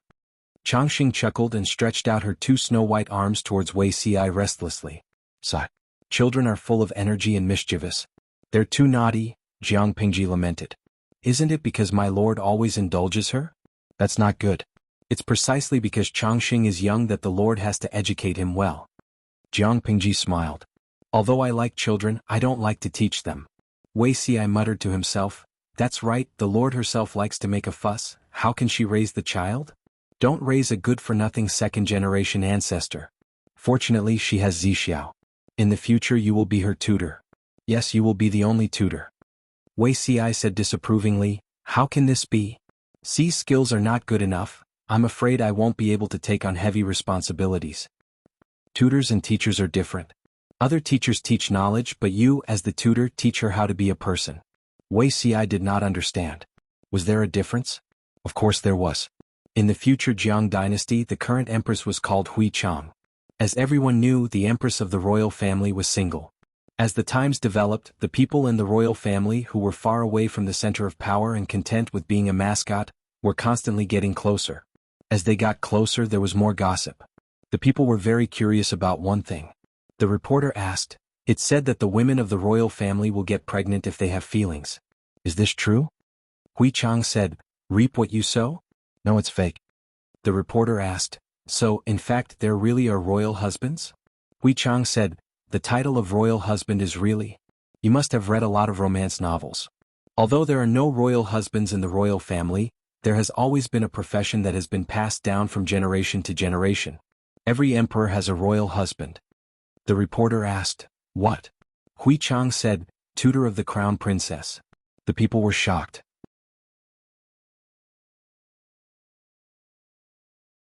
Chapter 957. Wu Liba said calmly, "Ever since I ascended the throne, I have been restless. After many years of hard work, the people of the northern borderline were able to live a prosperous life. After that, my lord reluctantly married his beloved daughter, Princess Anyina, to the former emperor's second son. They became in-laws, hoping that the 2 countries could coexist peacefully. All these actions are just to appease the old grudges between the 2 countries, so that the people of the 2 countries can live in peace." Jiang Pingji raised her eyebrows slightly. She looked at Wu Liba with a spurious smile. Taking words out of context and distorting the truth were vividly displayed by the other party.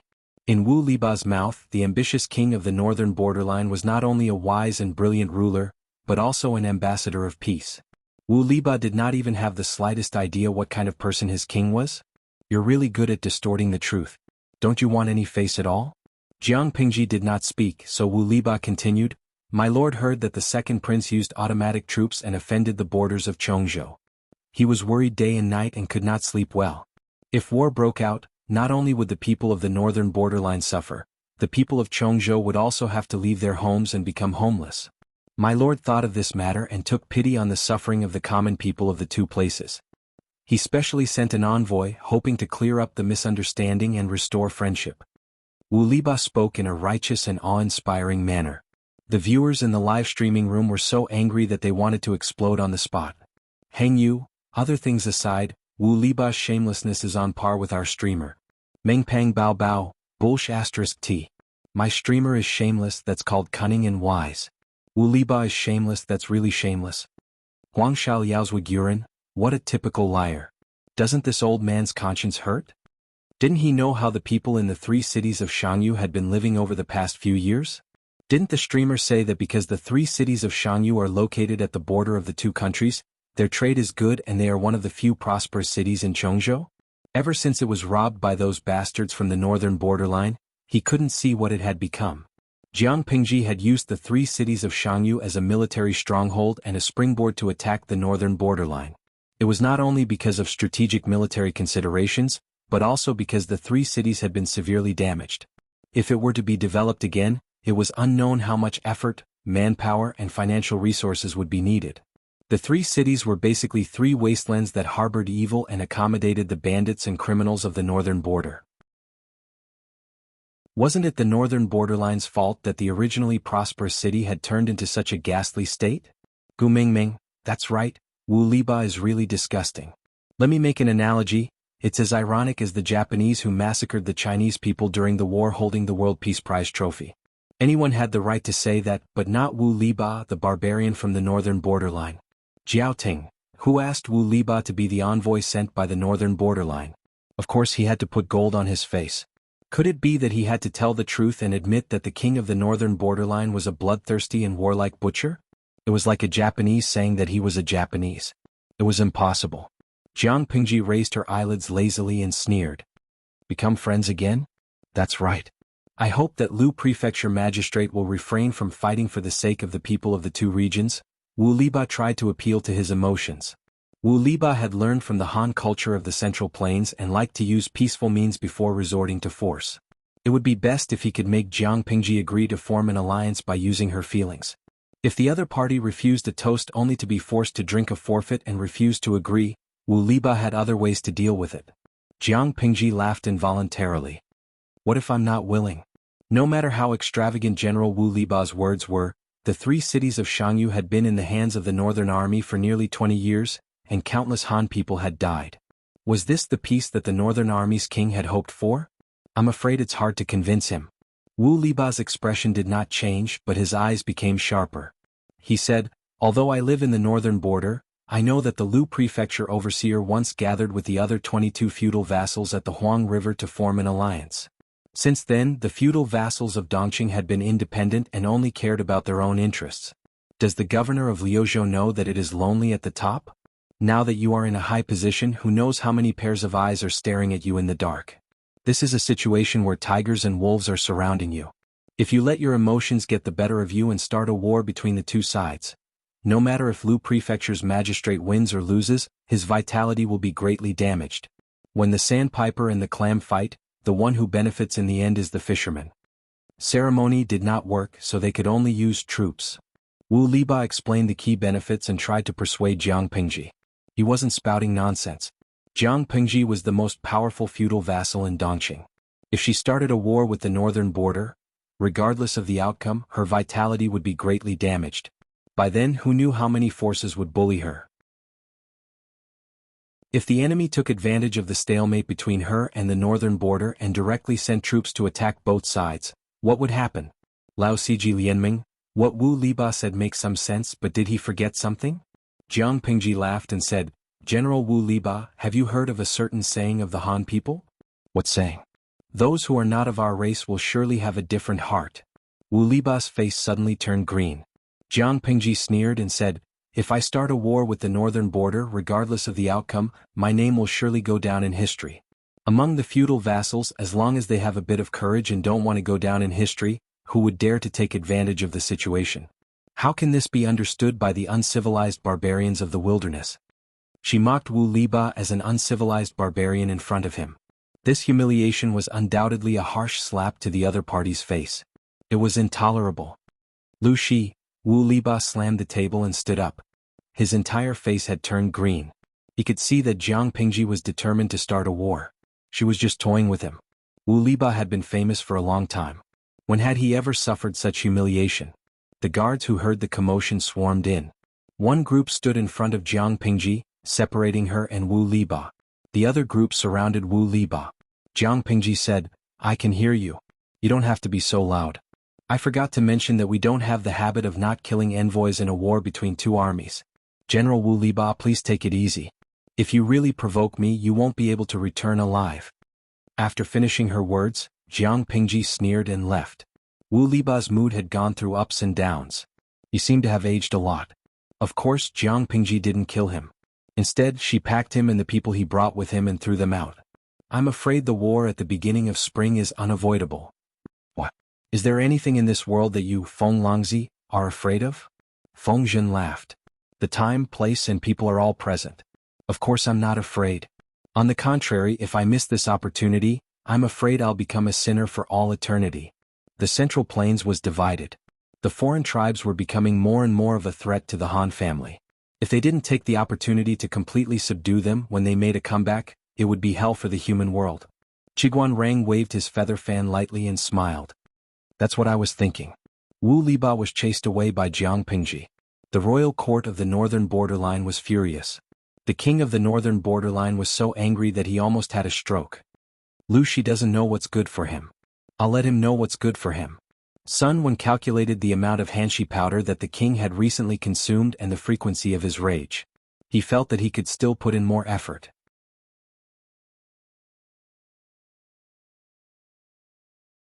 Chapter 958. With the help of the fourth prince, Sun Wen successfully tricked the second prince and crippled the first prince. After that, he set his sights on the sixth prince. The fourth prince frowned. The sixth prince's mother is of noble status and his maternal family is powerful. Why did he choose to deal with him first? Sun Wen said with a smile, Forgive me for being disrespectful, but the king has been showing signs of aging recently.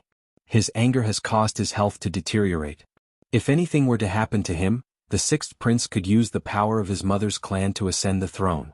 If that's the case, wouldn't all of our schemes end up benefiting him instead? Apart from the sixth prince, the rest of the prince's forces were uneven. Only the fourth prince had a chance to fight. When the fourth prince heard Sun Wen speak of the king of the northern borderline in such a manner, he felt slightly uncomfortable. However, his inner ambition and thirst for power overwhelmed his father-son bond, allowing him to successfully ignore this little discomfort. The fourth prince bowed deeply and asked sincerely, Please teach me. Sun Wen stroked his beard and smiled. Your Highness, come closer. The two of them whispered to each other and discussed for a while. The fourth prince's eyes became brighter and brighter. A few days later, Sun Wen once again used a series of tricks. Not only did he trick the sixth prince, but he also made the king of the northern borderline fall ill from anger. Father, I really didn't. You must believe me, the sixth prince cried like a man in tears. He had put up 1,000 defenses, but he still fell for his brother's evil scheme. Father, someone must be framing me. I was raised by you personally. How could I do such a disgraceful thing? The sixth prince knelt on the ground and cried. In the end, all he got was a sentence filled with endless anger.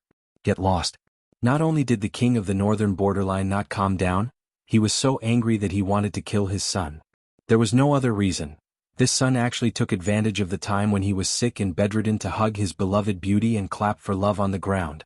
Listening to the conversation between the adulterous couple, he was so angry that he was about to ascend to heaven. It was popular in the northern borderline to transfer marriage.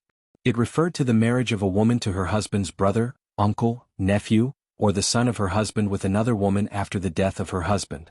If the king of the northern borderline died, his son would have the right to inherit his wives and concubines. But now he was not dead yet. His son and his stepmother were clapping for love, and they were still oblivious in front of his sickbed? The king of the northern borderline was so angry that his condition worsened and he showed symptoms of temporary paralysis. The sixth prince who had been caught cried and wept, but he still could not stop the king of the northern borderline's killing intent. In order to survive, the sixth prince could only escape from the imperial court with the help of his mother's clan. He fled back to his fief and recruited soldiers. After a while, the sixth prince's attendant committed suicide and revealed that the sixth prince had been framed.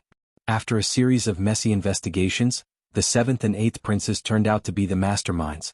The king of the northern borderline could no longer be angry. He only felt his heart turn cold. The seventh and eighth princes cursed him with offerings, and he magnanimously forgave them. He had never imagined that his two sons were far more heartless and cruel than he had imagined. They had actually schemed against his other brothers in secret. Did they think that the throne would fall into their hands just because their brothers died? The seventh prince was close to the northern borderline's business. He had money and connections. The eighth prince was good at dancing and had a glib tongue. He got along well with many nobles in the northern borderline. Come to think of it, there were indeed many people who said that the eighth prince was very capable. It was really scary to think about it. The seventh and eighth princes received the news that very night. They followed the sixth prince's footsteps and ran away before the king of the northern kingdom caught them. As soon as they ran away, the king of the northern borderline was even more certain of his judgment. There were only 4 princes left in the northern borderline. As for the remaining 5, the second prince was in the Lord's hands. The eldest prince was deposed. The 6th, 7th, and 8th princes ran away to their respective fiefdoms. The division of the northern borderline had been mostly completed. Now only the finishing touches were left. So, it's New Year's Eve again. I wonder how Lon is doing? The old man who stayed behind? Sunwon missed his grandson. Did his grandson miss him? Before the end of the year, a special guest came to Cheongjo. Was Hanyu. Wenbin. Wei Xiai almost couldn't react when he saw Hanyu. Zixiao. Hanyu was full of smiles. He stepped forward and greeted Wei Xiai with his hands folded in front. Hanyu had shed the immaturity of his youth. He was a handsome young man in his mid-20s.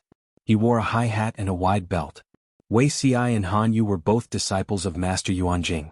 They had a good relationship in private. When old friends met, the two had endless things to talk about. Wei Xiai was in high spirits and drank a few cups of sake. I really didn't expect Lu Lanting to be a woman. When I received the news that day, I almost thought I heard it wrong. In Hanyu's memory, Jiang Pingji was still a young boy who drove a group of horses along the banks of the Yishui River. Who would have thought that the bad boy who went upstream to wash his feet was now a female lord who dominated a region? The world made fools of people. Hanyu complained as he drank. He was not as cold as usual. Instead, he was a bit long-winded. Wei Xiai smiled bitterly. Hanyu was not the only one who was shocked. All the students of Langyi Academy were shocked. The two chatted about all sorts of things. The topic was related to the general trend of the world. Looking at the current situation, Lu Lanting is determined to fight against the northern borderline. Wei Xiai said, "The Lord has made up her mind. This battle is unavoidable. The northern borderline is a big threat. We have to get rid of it. Her temper is no different from before. If we fight against the northern borderline, we won't be able to take care of other places." Wei Xiai frowned and asked, "Wenbin seems to be implying something?" Hanyu said, "The Meng family of Cangzhou has a deep grudge against Lu Lanting. How could they miss such a great opportunity? If it were any other feudal vassals, it was unlikely that they would take advantage of the situation. However, it was hard to say for the Meng family of Cangzhou." Wei Xi's face darkened. Hanyu had told him another piece of news. The Meng family of Cangzhou wants to form an alliance with Huang Song of Haozhou. Meng Zhan even proposed to give his adopted daughter to Huang Song as a concubine. Wei Xiai frowned deeply. In his previous life, Huang Song and the Meng family had formed an alliance to fight against the other feudal vassals. Huang Song married Meng Zhan's daughter. The father-son-in-law pair seemed to be close, but in fact they had their own agendas. After a series of battles and calculations, Huang Song finally annexed the Meng family's foundation. But in this life, Meng Zhan had never had a biological daughter. Instead, he had an adopted daughter. After all, Meng Zhan's first wife in his previous life was not Gu Zhen. Even though she's his adopted daughter, he's still willing to give her away as a concubine. Is Wenbin worried that Huang Song and the Meng family will join hands to harm my master? Hanyu said, "It's not impossible. As long as there were enough benefits, they could do anything. If forming an alliance with the Meng family could help Huang Song advance further, who wouldn't be willing to do such a profitable deal?" Wei Xiai looked straight into Hanyu's eyes and asked, "Wenbin, are you here to urge Su Bei to form an alliance with my master?" He asked quite straightforwardly, and Hanyu did not beat around the bush. Of course. If the two families join hands, even if Huang Song and the Meng family are in cahoots with each other, we still have nothing to fear. When Hanyu arrived in Cheongzhou, he did not go to see Jiang Pingji first. Instead, he bumped into Wei Xiai to find out what was going on.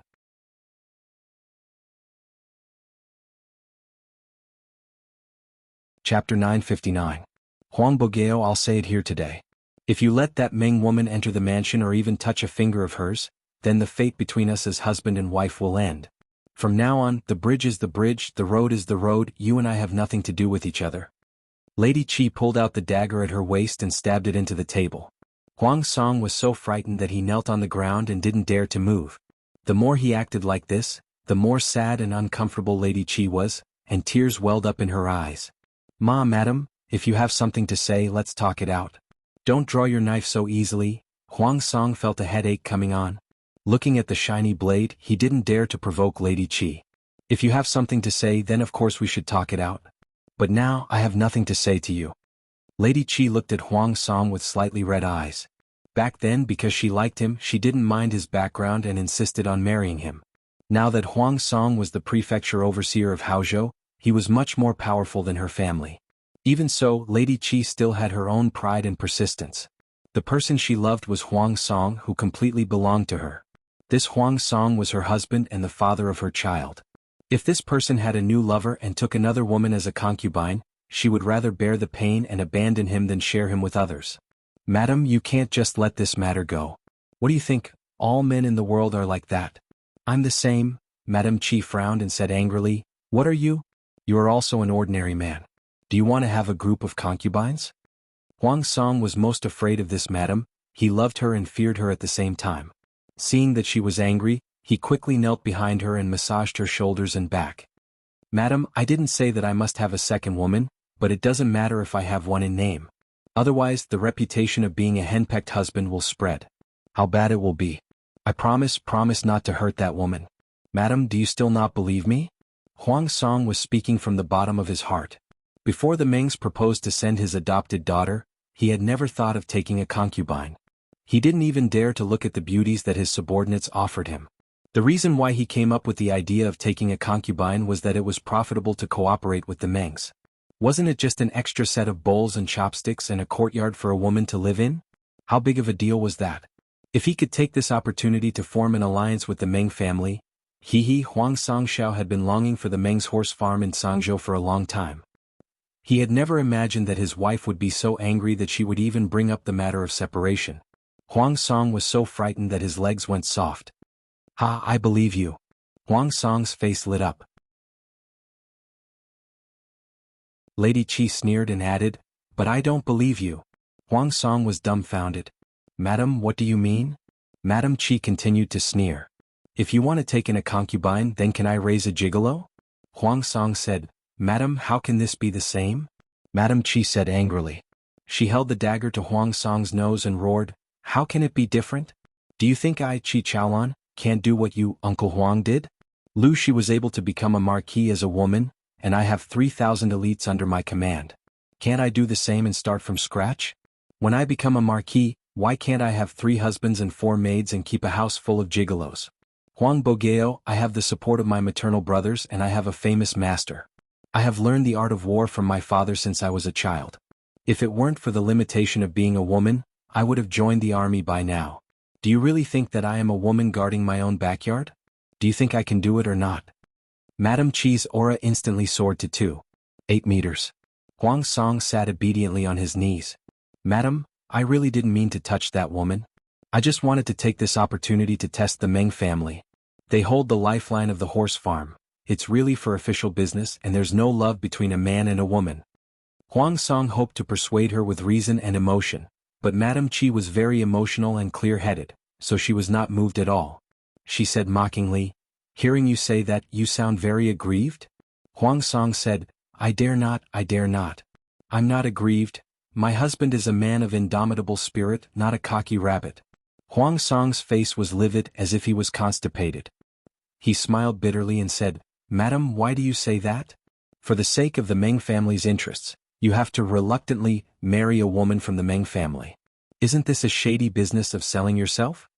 Huang Song was about to refute, but when he saw his wife's fierce expression, he didn't dare to say anything. Besides, the Meng family is a sly old fox. If you hang out with him, it's still unknown who will swallow who. Huang Song said timidly, "Madam, even if you don't believe me, you should believe in my group of advisors. How can they be easy to deal with?" Madame Qi snorted coldly, her expression cold. "In short, as long as I am alive, no second woman is allowed to live in my room or sleep in your bed. If you dare to have one, I will abdicate and wait for your letter to release my wife." I will wait for your, may madam live for 1,000 years and get married again. When a man and a woman separated peacefully, the man would write a letter to release his wife to the woman, and at the end he would write, may madam live for 1,000 years and get married again to show his blessing. After that, Madam Chi swaggered away, leaving Huang Song with a headache. Alas, Lanting has really made me suffer. Huang Song touched his forehead. When he had just told his wife that he wanted to take a concubine, Madam Chi had directly used violence and beaten him so badly that he couldn't fight back. The daughter of a tiger from a family of generals was really terrifying. With this kind of combat power, even 3 to 5 big men might not be able to control her. It's all your fault. Although Madam Chi and he were of the same mind, he couldn't stop her from being infatuated with Lu Shi, the role model for women. A woman had become a mighty and all-powerful vassal in the north. She had seduced his wife to pick up the knives, spears, swords, and halberds that had been abandoned for several years and used them vigorously. After all, Madam Chi didn't play with these things after she got married. For the sake of her idol, she picked up martial arts and made great progress after some hard training. It wasn't that Huang Song didn't want to fight back against the domestic violence just now, but that he had no room to fight back at all. Lanting, you really made me suffer. Huang Song took the bronze mirror and looked at himself. The bruises on his face were obvious and there was a big bump on his forehead. How could he face others? Looking at the rouge and makeup on the dressing table, Huang Song recalled the process of his wife putting on makeup and tried to use it to cover up the traces of domestic violence. A quarter of an hour passed. Looking at the ghost in the mirror, Huang Song almost vomited from disgust. After carelessly wiping off the rouge, Huang Song left home with a wretched look on his face. He was going to find a few strategists to have a good discussion. As soon as he went out, he bumped into Qing Jing and Feng Ju, who had come to visit hand in hand. Huang Song was speechless. He was the Lord. He still needed to save face. Qing Jing and Feng Ju were speechless. They had come at the wrong time. The Lord and the other two looked at each other and the atmosphere was awkward for a moment. Feng Ju asked, Lord, have you convinced the first madam?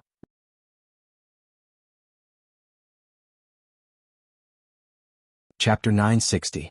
Feng Ju sighed. Although Qing Jing frowned, he did not say anything. It was an expected result. Huang Song's wife was also a resourceful woman. She was different from other unmarried women. Their lord never avoided this madam when discussing matters. Sometimes he would even listen to her suggestions, which showed how much he loved and respected her. Qing Jing said, in that case we can only think of another way. The master of the Meng family was as cunning as a fox. He was ambitious and would do anything to achieve his goals. He was not an easy person to deal with. Rather than being on guard against his schemes in the future, it's better not to associate with him from the start. Huang Song frowned and said, if we don't agree, won't we become enemies with the Meng family? The Meng family of Zhangzhou was really not to be trifled with. Huang Song's wings were growing, but compared to the big shots like the Meng family of Zhangzhou, he was still a little inexperienced.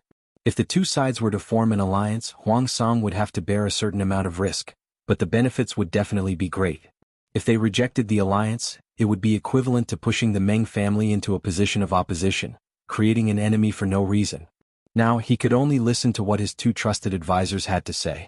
Qing Jing said, has my lord ever wondered why the Meng family would suddenly form an alliance with us at this critical juncture? Huang Song shook his head. It was hard to guess the thoughts of the Meng family of Zhangzhou, and he had never studied them. Qing Jing said confidently, I'm afraid they have ulterior motives. They allied with us because they were worried that we would help Lu Shi.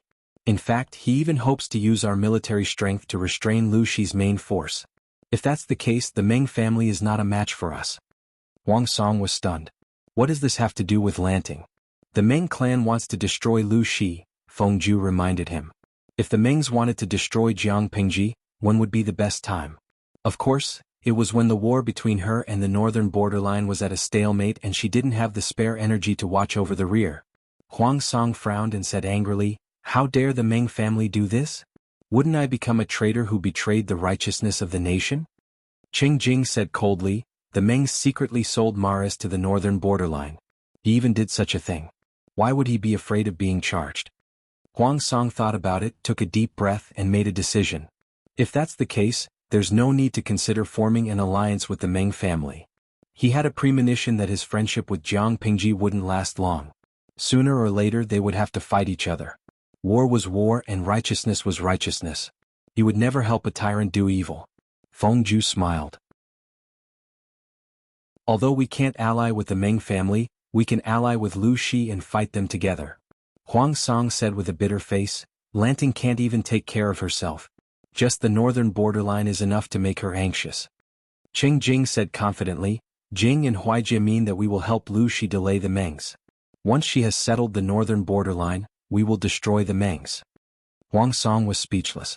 Why did the two strategists say that his friends who spent their days drinking and having fun with him were so awesome? That was the northern borderline, not cabbages. How could they be chopped at will? Feng Ju smiled bitterly. He took out a secret report from his sleeve and handed it to Huang Song. Your Highness, you'll understand once you read it. Huang Song took it and read it. His eyes widened. What did he see? The situation in the northern borderline was actually this chaotic? The imperial court was divided, and the princes who had escaped went to develop their own tribes, while the princes who had yet to leave fought with each other until they were cross-eyed.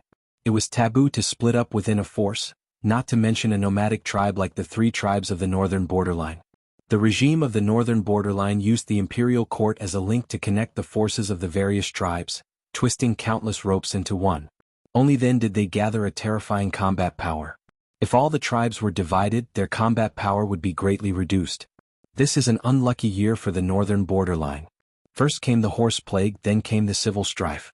How could they fight against Lu Shi, who had been preparing for years? Although the combat power of the northern borderline cavalry was off the charts, the combat power of the elite infantry might not be able to defeat the disorganized cavalry. Qing Jing said confidently, It's not an unlucky year. Someone must be secretly obstructing us. As for who the person is, it's obvious. Huang Song was so shocked that he bit his tongue. The civil strife in the northern borderline is the result of someone's scheme? Qing Jing nodded. As for who the person who stirred up trouble in the northern borderline was, he had not yet caught him. It was no wonder that Qing Jing could not catch him. Sun Wen had been a slave when he entered the northern borderline. Later, he became Herenchi's secret confidant and would not appear in front of others easily. When he gave advice to the 4th and 9th princes, he was also very careful. Who could suspect him?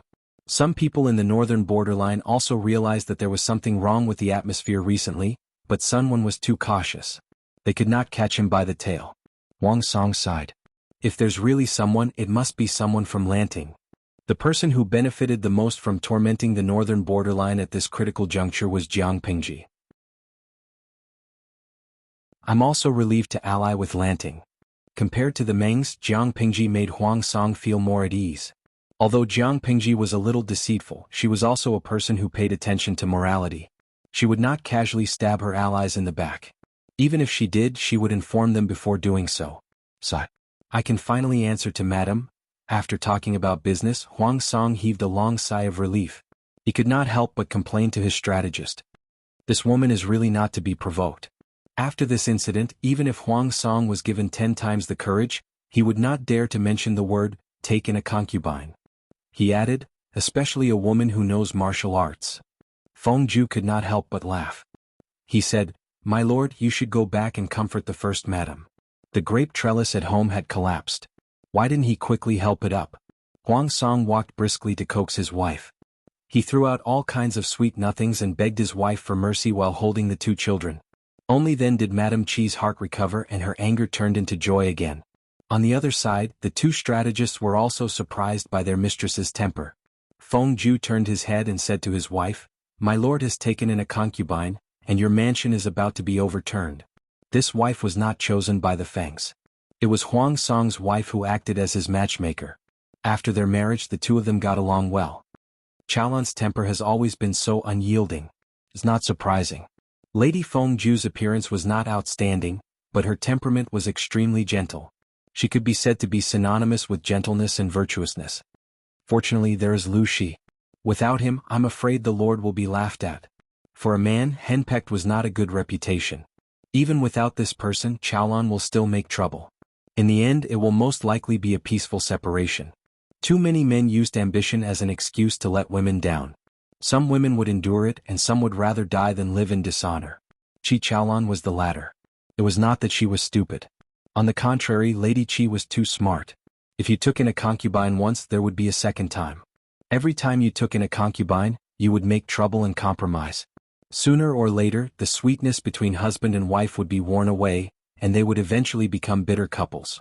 She would not give Huang Song a second chance to let her down. If Huang Song dared to take in a concubine, she would definitely separate if she said she would. If she separated, Huang Song would think about it for the rest of his life, and it would eventually become an obsession. She would always have a place in his heart. She let the beauties go back and forth around Huang Song, and no one could replace her. Feng Ju held her hand and joked with a smile, "Madam, do you know Madam so well? What if I also want to take in a concubine?" Lady Feng Ju glared at him, slowly pulled out her hand, and crushed the teacup on the table with a faint smile. "Husband, give it a try?"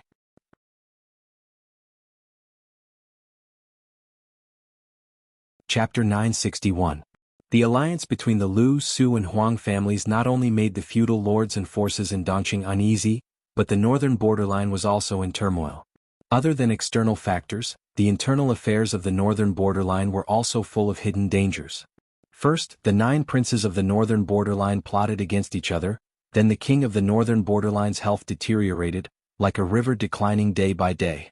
Cough, cough, cough, come, bring my medicine over. Frequent consumption of hanshi powder, in addition to frequent outbursts of anger, almost drained the king of the northern borderline's body. How was he still the majestic king now? He was clearly a dying male lion, weak and frail, his sharp teeth could not even bite through the skin of his prey. How could the king of the northern borderline accept such a situation? The more it was so, the more he relied on the state he was in after consuming hanshi powder. His mind was clear and his body was full of energy, as if he had returned to his strongest and youngest days. He shouted for a few times, only after a while did his beloved concubine enter the room. What happened outside? Why did you come so late?" Ever since he consumed hanshi powder, the king of the northern borderline's temper became more irritable.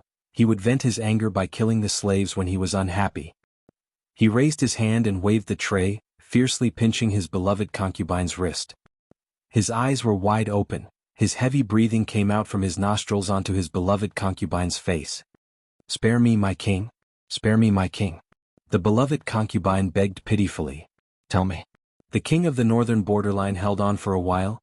He laid back down exhausted, his chest rising and falling rapidly.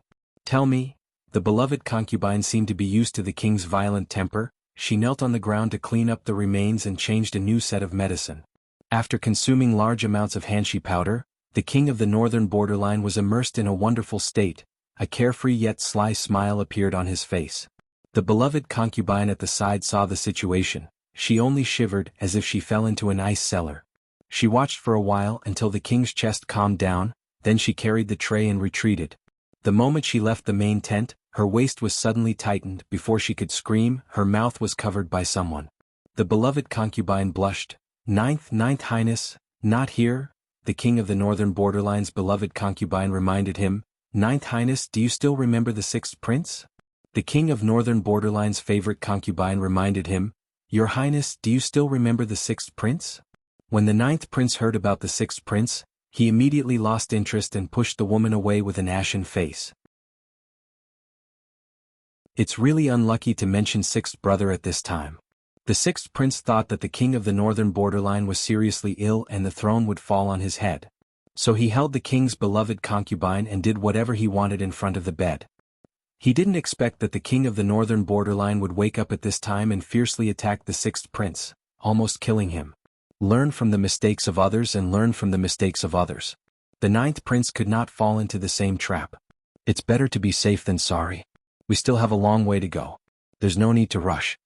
Compared to the 9th prince, who was willful and outstanding, this concubine was much calmer and saw things more clearly. There's no need to be so careful. Now, apart from number 4, who else can threaten me? The 9th prince sneered as a fierce look flashed across his eyes.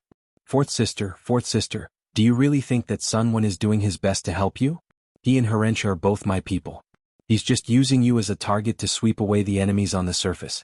The concubine said, aren't there still the 3rd prince and the 5th prince? The 9th prince sneered and said disdainfully, the 2 of them?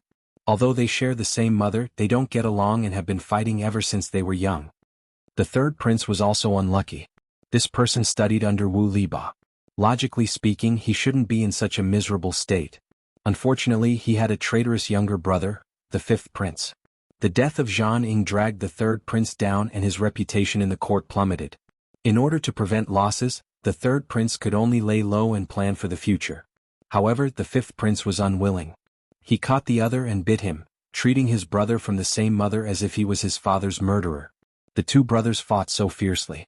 Sun Wen even pushed them from behind and easily knocked them out of the game. Now, of the 9 sons of the northern borderline, only the fourth prince, whom Sun Wen assisted on the surface, and the 9th prince, whom he secretly supported, were left. Thank you for your plans, sir. The fourth prince had been very successful recently and gave all kinds of rare treasures to Sun Wen. He and the 9th prince shared the same mother, but the 9th prince had never been adopted by the queen. He was only the son of a female slave and had a very lowly bloodline. In the fourth prince's eyes, the 9th prince was not a threat. The throne of the northern borderline was already in his hands. Sun Wen smiled and said, "The fourth prince is favored by the heavens. I'm just following the will of the heavens." These words made the fourth prince's body and mind feel good. He said, "When I ascend the throne, I hope that you will continue to assist me to unify the northern borderline and fight against the traitor Lu." Ascending the throne didn't mean that he could rest easy. His other brothers had all returned to their respective tribes and were all great troubles for him. Sun Wen smiled and said, "That's natural. I will definitely sacrifice my life for the fourth prince." The fourth prince was overjoyed at his loyalty. He held Sun Wen's hand and refused to let go. Sun Wen's schemes were unparalleled. If he could wholeheartedly assist him, he wouldn't be afraid of his brothers, let alone the covetous Lu Shi. As long as the 9th prince was eliminated, he would be the next king of the northern borderline. Sun Wen frowned and warned, "The fourth prince can't let his guard down. Although the 9th prince is not as good as the fourth prince, he is still the youngest, and the king loves him the most. The 9th prince usually hides behind others and lets others take the blame for everything. I don't know how many connections he has secretly accumulated. The fourth prince should be more cautious in case he takes the opportunity to force the king to abdicate and act first." The fourth prince's expression turned serious and he said seriously, "Thanks to your advice, I almost got carried away." The 9th prince was usually quiet, but he was the youngest son and was loved by the king of the northern borderline. All the good things were given to him. After so many years, who knew what trump cards the 9th prince had? A few days later, the fourth prince received a secret report from an informant. The 9th prince was gathering troops to force the king to abdicate. There were only 2 princes left in the imperial court. The 9th prince must have felt the pressure and couldn't wait to act first. "Sir, what should we do? The 9th prince is really going to force the king to abdicate. According to the king of the northern borderline's love for the 9th prince, he might really hand over the throne to him." Sun Wen comforted him, "The fourth prince is not in a hurry." "Why not?" The fourth prince said eagerly, "My plan has removed all the obstacles. Do you think it will be all for the 9th prince?" Sun Wen said with a smile, "The fourth prince is not in a hurry. This is a ready-made weakness." As soon as he said this, the fourth prince was immediately comforted. "Sir, you are right." The fourth prince came back to his senses, his heart beating wildly. The 9th prince really made a bad move. The 9th prince couldn't bear the pressure and brought troops to force the king to abdicate. This was a stupid move made when there was no other way out. If he won the bet, the king of the northern borderline's position would fall to the 9th prince. If he lost, the fourth prince would be the final winner. Sun Wen suddenly frowned and asked, "The fourth prince, is this news true?" The fourth prince said, "Of course it's true."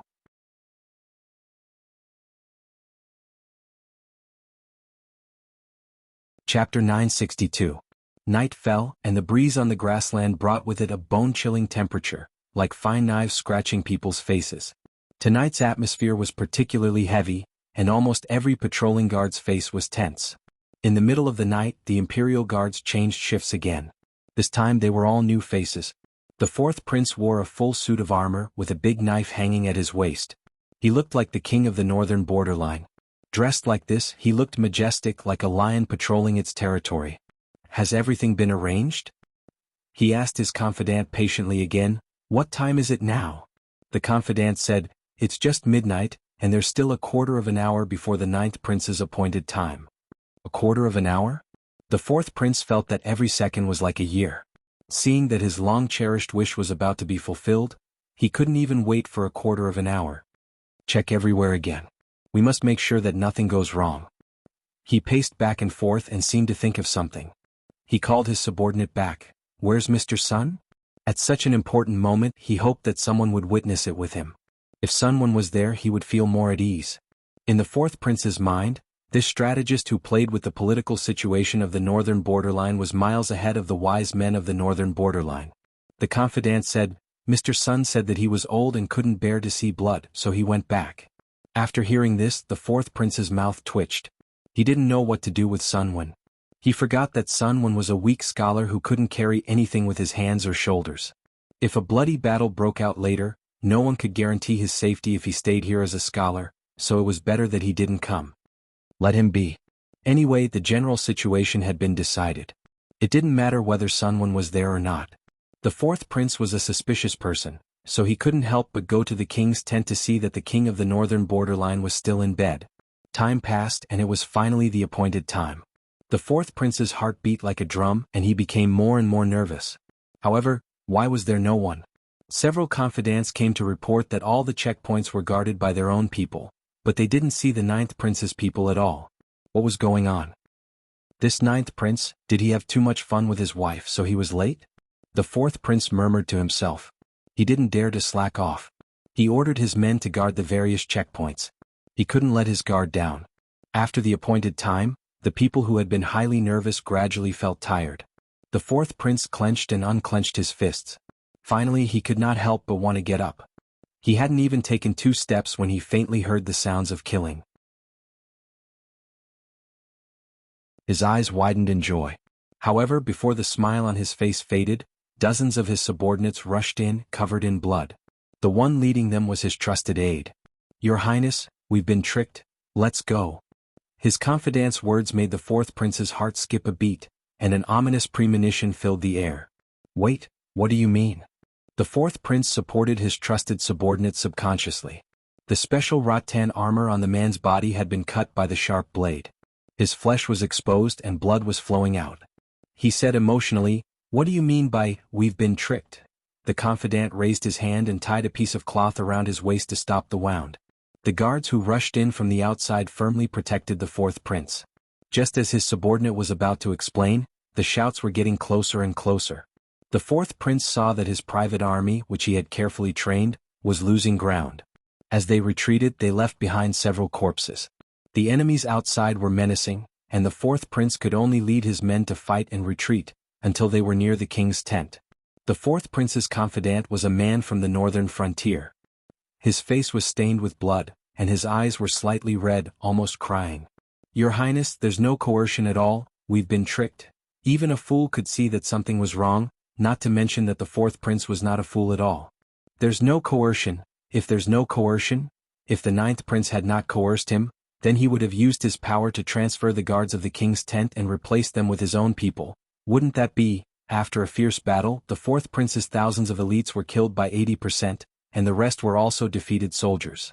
Seeing that they were about to be forced into the king's tent, suddenly hundreds of executioners rushed out of the king's tent and cooperated with the pursuers to stop them. The fourth prince's thoughts turned quickly, and he vaguely guessed something. He was so angry that his molars creaked. He had fallen into the ninth prince's trap. Watching the people around him die one after another, but the enemies were increasing in number and getting closer and closer, the fourth prince was powerless to reverse the situation. "Fourth brother, I really didn't expect you to do such a crazy thing, forcing the emperor to abdicate and commit patricide." The shouts gradually subsided. There were corpses and broken limbs all around, and the ground was muddy with blood. The air was filled with the smell of blood. The fourth prince stared in a certain direction, and the crowd that surrounded them parted to reveal a familiar figure. "The person who forced the emperor to abdicate and commit patricide is obviously you." The fourth prince clenched his molars in anger, and he was so angry that his eyes were about to crack. "Fourth brother, it's already like this and you still want to lie with your eyes open?" The ninth prince laughed contemptuously. One by one, the ministers of the imperial court stood behind him and looked at the fourth prince with complicated gazes. Some were disappointed, some were angry, some were indifferent, some were shocked, but no one trusted him. "You changed the guards near the king's tent and secretly replaced them with your own people. You even wore armor and carried a sword, and you dare say that you didn't rebel?" The ninth prince sneered, "I received the news early in the morning. I didn't believe it at first, but I didn't expect that fourth brother would really do it. With so many people seeing it with their own eyes, what else does fourth brother have to say? If you hadn't come early, fourth brother would have forced father to make you the crown prince, right? The fourth prince felt a chill. The ninth prince said again, if fourth brother didn't have any rebellious intentions, why did you kill my people when you saw them? The fourth prince retorted, I received the news that you wanted to abdicate and commit patricide, so I specially arranged for people to stop you in advance. The ninth prince looked up to the sky and laughed, tears almost coming out of his eyes. The other ministers of the northern borderline could not bear to look at him and turned their faces away. They didn't know whether the ninth prince had any rebellious intentions, but they saw the irrefutable evidence that the fourth prince wanted to abdicate and commit patricide. Now that he was caught, he didn't repent and instead found such a lame excuse to quibble. The ninth prince sneered, fourth brother, you can't do this even if you slander your younger brother. You'd better say this in front of father. The fourth prince felt as if he had fallen into an ice cellar. He looked at the ninth prince with some horror in his eyes, as if he didn't know his younger brother. Fourth brother, the ninth prince walked up to the fourth prince. The others had already been subdued, and the fourth prince was also tied up like a dumpling. Bah! The fourth prince spat at his face. Fourth brother, don't be angry. The ninth prince raised his hand to wipe away the spit in a good mood, and stuck it on the fourth prince's face, distorting his facial features. He pinched the fourth prince's chin with his other hand and sneered, do you know how you lost? The fourth prince suddenly opened his eyes wide. That's because fourth elder brother treated my trusted aide as his own aide. Sunwon? Sunwon is your man.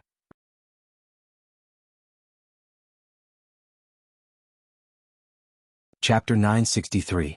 The king of the northern borderline, who had finally fallen asleep after taking the tranquilizer, woke up from his nightmare. He smelled blood. Someone, what's going on outside? He had a nightmare. He dreamt that someone was holding a knife to kill him. When he woke up, he smelled the thick smell of blood in the air. He was terrified and quickly called for help. After calling for a long time, there was no one until the ninth prince, dressed in plain clothes, lifted the curtain and entered the tent. He smiled and knelt down respectfully. Father, fourth brother brought people to force the king to abdicate. Now he has been captured by me and a group of ministers, waiting for your judgment. The king of the northern borderline took a long time to digest this news. His chest seemed to be blocked by something. His eyes dimmed and he fainted. The ninth prince smiled, his eyes flashing with a cold light. Although the king of the northern borderline did not die, he suffered a stroke. Other than his eyeballs, which could still move, he could not move. The fourth prince, who forced the king to abdicate, committed suicide. Whether it was suicide or not, only the ninth prince knew. He finally had a taste of power. Finally, he did not have to pretend to be stupid to win the king's favor. He could show his talent. Where's Mr. Sun? After dealing with various matters overnight and killing the remnants of the fourth prince, the ninth prince finally remembered the greatest hero. Sunwon. If not for this person's plan, how could the ninth prince defeat his 8 ruthless brothers and have the last laugh? Sunwon and the ninth prince had very little contact. The two only got together because of Herench's cover. The ninth prince did not believe Sunwon's suggestion to use the fourth prince and was always guarded against him. Now that he saw the benefits that the other party brought him, he no longer doubted it. If he could not use such a good talent, he could not keep him. I don't know. Forget it. When I have settled things, I will personally go to ask for your forgiveness. In his heart, it was naturally more important to stabilize the power in his hands. Everything else had to wait. Anyway, Sunwon could not run away. In fact, not only did Sunwon run away, he ran very fast. Cough, cough, cough. Can you slow down a little? This old man can't stand the jolting. Sunwon saw that the time was right. He secretly transferred his earned property and ran away with Wei Si's trusted caravan. As soon as he got on the carriage, Sunwon regretted it. The jolting of the carriage made him hurt all over. The coachman was also helpless. They were in a hurry and had to return to Chongzhou in the shortest time possible. There was no time to waste. Although they didn't know what Sunwon had done in the northern borderline, they didn't dare to slight him since the higher-ups thought so highly of him. The coachman said, "Sir, please bear with it a little longer. You'll be fine once we reach the border." Sunwon was an old man who had suffered a lot. He couldn't bear hardship. Sigh. This old man's small body is going to fall apart. Sunwon thought about what he had done in the northern borderline all these years and could only grit his teeth and bear with it. No matter how bumpy it was, he could not complain about being tired. If they were captured by the northern borderline, dismemberment by 5 horses would be considered a light punishment. Even burning their bones and scattering their ashes would not appease their hatred. The caravan did not dare to cause any trouble, so they secretly smuggled Sun Wen out of the northern borderline under the cover of the goods. They had been doing business all year round and had already bribed the entire border of the northern borderline. It would not be a problem for them to smuggle someone in. Sun Wen's face was pale as he looked at the impregnable border, but his eyes were as sharp as an eagle's. It was great that he had returned alive. Sun Wen had been in Jiang Pingji's camp for a few years, but he had never seen his lord. It was rather strange. "Allow me to take a bath and wash up first, lest I offend my lord." Sun Wen spoke in a manner that was neither servile nor overbearing. Jiang Pingji arranged for Sun Wen to live in a spacious house and a quick-witted servant. Sun Wen revealed his identity. The middle-aged man who looked like a housekeeper bowed with his hands folded in front. "Your servant greets my lord." "Grandfather," a familiar heavenly voice assaulted his eardrums. Sun Wen had just entered the inner court when a figure in blue and white rushed into his arms. "Oh, grandfather's darling Lan Lan?" Sun Wen took a small step back to protect his grandson. He still felt like he was in a dream. "Lan Lan, weren't you in Wanzhou? Why did you come to Chongzhou?" Sun Wen hugged his grandson and looked at him intently. His grandson, who had been thin and tanned, had now grown into a cute and mellow figure. One could faintly see his future elegance from his facial features. Fortunately, his grandson looked like his son when he was young. Otherwise, Sun Wen would not have been able to recognize him. "Let grandfather see." Sun Wen was so excited that tears streamed down his face.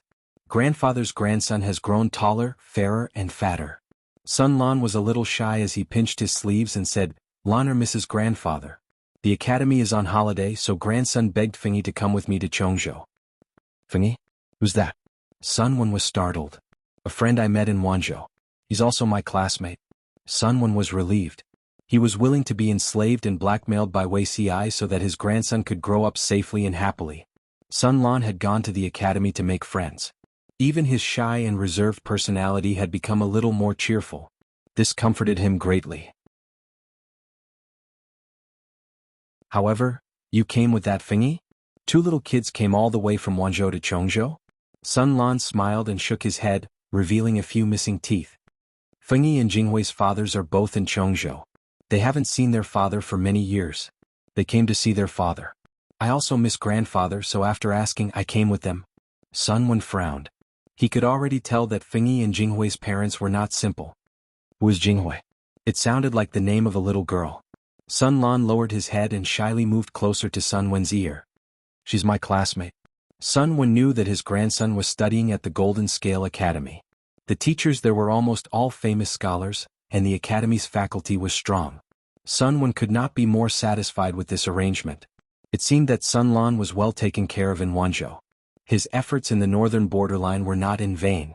As they were talking, 2 children, one tall and one short, came out of the house. The tall one was a boy about 10 years old. He was young but already had a graceful bearing. The short one was a girl. Although she was young, she had a good demeanor. Her eyes were clear and lively. No one knew which family she was from. Sun Lan introduced them. "Grandfather, this is my classmate, Fengyi, and this is Qiguan Jinghui." "Greetings, Elder Sunday." Fengyi and Qiguan Jinghui bowed to Sun Wen at the same time. At that moment, Sun Wen noticed the 2 children's surnames. Feng, Qiguan. Sun Wen had never met Jiang Pingji, but he had studied her background. With a glance, the 2 children in front of him were the children of Lu Shi's capable advisors. If his grandson interacted with them more, it would only benefit him more. He was old and he did not know how many years he could live. If Lan Lan could build a good relationship with the people around her, she could take care of her in the future. However, before he died, he would do his best to build a career. This would be his grandson's capital. Thinking of this, Sun Wen's hand secretly brushed the front of his shirt. The inner shirt was a little thick. If one did not touch it carefully, one would not notice it. He had sewn an extremely important item inside and secretly brought it out of the northern borderline.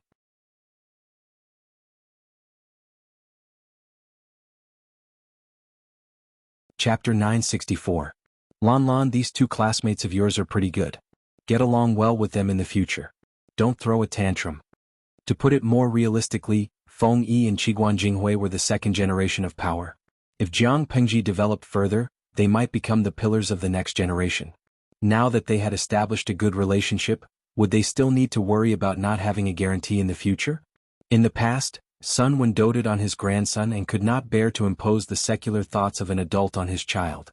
After the big change, he had no choice but to change his mind. He was already in his 40s. In a few more years he would be an old man. Who knew how long he would be able to accompany his child? If he passed away, Sun Lan would truly be alone in this world. She would no longer have any relatives to rely on and could only rely on her friends. Sun Lan nodded sensibly. I know, Grandpa. I will get along well with Jinghui and the others. Be good. Sun Wen used his calloused hands to caress his grandson's tender little face, full of gratification. Come, Grandpa will test Lan Lan to see if you have studied well. Sure, Grandpa, go ahead. Sun Wen was in charge of Sun Lan's education. Even when the two of them were at their most difficult times, he did not slack off on Sun Lan's education. He knew that his grandson was young, so the questions were not difficult, but his grandson's performance surprised him. Grandpa's sweetheart is Lan Lan. The student has surpassed the master. You are much smarter than your father. Sun Wen was so happy that his eyes lit up. A smile blossomed on his face as he praised his grandson generously. He himself was a typical late bloomer. When he was young, it was extremely difficult for him to learn. His son was also slow and slow-witted, and didn't seem to have much talent in learning. When it came to Sun Lan's generation, Sun Wen was also worried. Could it be that this child was also mediocre in intelligence? After the Enlightenment, reality gave Sun Wen a huge blow.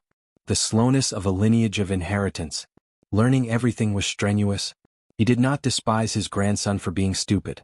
He was just worried that Sun Lan was too mediocre and would be easily bullied in the future. If that wasn't the case, Sun Wen wouldn't have risked his life to accumulate merit points. He only hoped that Jiang Pingji would treat Sun Lan well in the future on account of his great contribution. However, his grandson had given him a great surprise. This kind of surprise gave him a greater sense of accomplishment than scheming against those idiots in the northern borderline. Sun Lan lowered his head. His face was flushed from the compliment, and he inadvertently revealed his cute canine teeth. There are still many things I don't understand. I need to study harder. Sun Lan was not arrogant. Instead, he reflected seriously. It couldn't be helped, Feng Yi, the top student, was swaying in front of him. With Sun Lan's basic foundation, she couldn't be arrogant in the Golden Scale Academy. Yes, that's right. You're not arrogant in victory, and you're not discouraged in defeat. You're worthy of being my good Lan Lan. Sun Wen patted his grandson's hair and said, if there's anything Lan Lan doesn't understand, you must ask and think more. Don't be afraid of being laughed at. Understanding is the most important thing. Sun Lan's personality was like that of her parents. She was shy and introverted. Sun Wen was worried that the other party would keep his questions to himself. That was not a good way to learn. Lan. Lan, double quotes Lan. Lan. Lan nodded. Lan Lan I Lan. Lan. Lan said, Lan Lan, Lan, S, Lan Fong Fong, He, Lan, Lan, Fong Fong Fong Lan He the. Sun Wen smiled. Sure. Tell me. Lan ran into the house and brought out a few books. Sun Wen frowned. The only reason was that the books Sun Lan used were all made of precious Shen paper, which was as precious as gold. This was not studying. It was burning money. He opened the book. His grandson's notes were written on the clean paper. Sun Wen felt his fingers tremble. He was not holding a book. He was holding a pile of gold. He could not help but be envious. If he had such a good learning environment as his grandson, he would not have to wait until he was in his 40s to achieve anything. Sun Wen sat on the porch. He opened the book with one hand and hugged his grandson with the other. What are the questions? The questions that Sun Lan could not solve were child's play for Sun Wen. The answers were at his fingertips. Sun Wen enjoyed Sun Zhao's starry eyes. He smiled, which was rare. Grandpa, you're amazing. Sun Lan was not stingy with her admiration. Sun Wen was overjoyed. It was as if he had eaten a peach from the Queen Mother of the West. Lan Lan wants to be as amazing as Grandpa. She must study hard in the future. Sun Wen looked at the sky. He held his grandson's hand and went to the main hall for dinner. Seeing his grandson eat every grain of rice, Sun Wen felt gratified and sad at the same time. He was glad that the hard times were over. Their lives would be better in the future. Yes. He and Lan Lan could only live a better life when the Lord reached higher heights. After coaxing his grandson to sleep, Sun Wen got up to get a lamp. He took off his shirt and used a pair of scissors to cut open his shirt and took out the contents. He had read the contents over and over again countless times and was already familiar with them. He sat there until dawn. After washing up, he changed into a new set of clothes and tidied himself up from head to toe. Just as he was about to leave, his grandson was already ready. "You're up so early? Why don't you sleep a little longer?" Sun Lan said, "I have an appointment with Fengyi and the others to do morning exercises." 2 carriages were parked outside the door. A familiar head popped out of the curtains. "Good morning, Mr. Sunday." The one who spoke was Qiguan Jinghui. Fengyi was old-fashioned. He wouldn't do something as rude as sticking his head out of the curtains. She got out of the carriage gracefully and Fengyi bowed. Sun Wen secretly raised his eyebrows. He heard that Fengyi's father, Feng Zhen, was a complete wastrel. Now that he saw it, the rumors couldn't be trusted. "Yes, Jinghui." An unfamiliar voice came from the carriage. It sounded stern. Qiguan Jinghui was so scared that he shrank his neck and quickly stuck his head back. "Father?" Sun Wen heard the voice and guessed. The man in the carriage must be Qiguan Rang. The curtains of the other carriage opened, revealing a slightly gloomy and thin man's face. He looked at Sun Wen and invited him with a smile. "You must be Sun Wen, Mr. Sun Zaidao, right? Zixiao was worried that you wouldn't know the way, so he asked us to bring you along." Jiang Pingji built houses wherever she went. Most of them were used to speculate on real estate and a small portion was used to reward her subordinates. Sun Wen's neighbors were Qiguan Rang and Feng Zhen. "Thank you for your hospitality." Seeing that Feng Zhen treated people warmly, Sun Wen's impression of him improved. Only Qiguan Rang secretly sneered. Feng Zhen was a drama queen. He was addicted to acting. The children went for a morning jog while the 3 adults went to the government office together. Sun Wen met his lord for the first time.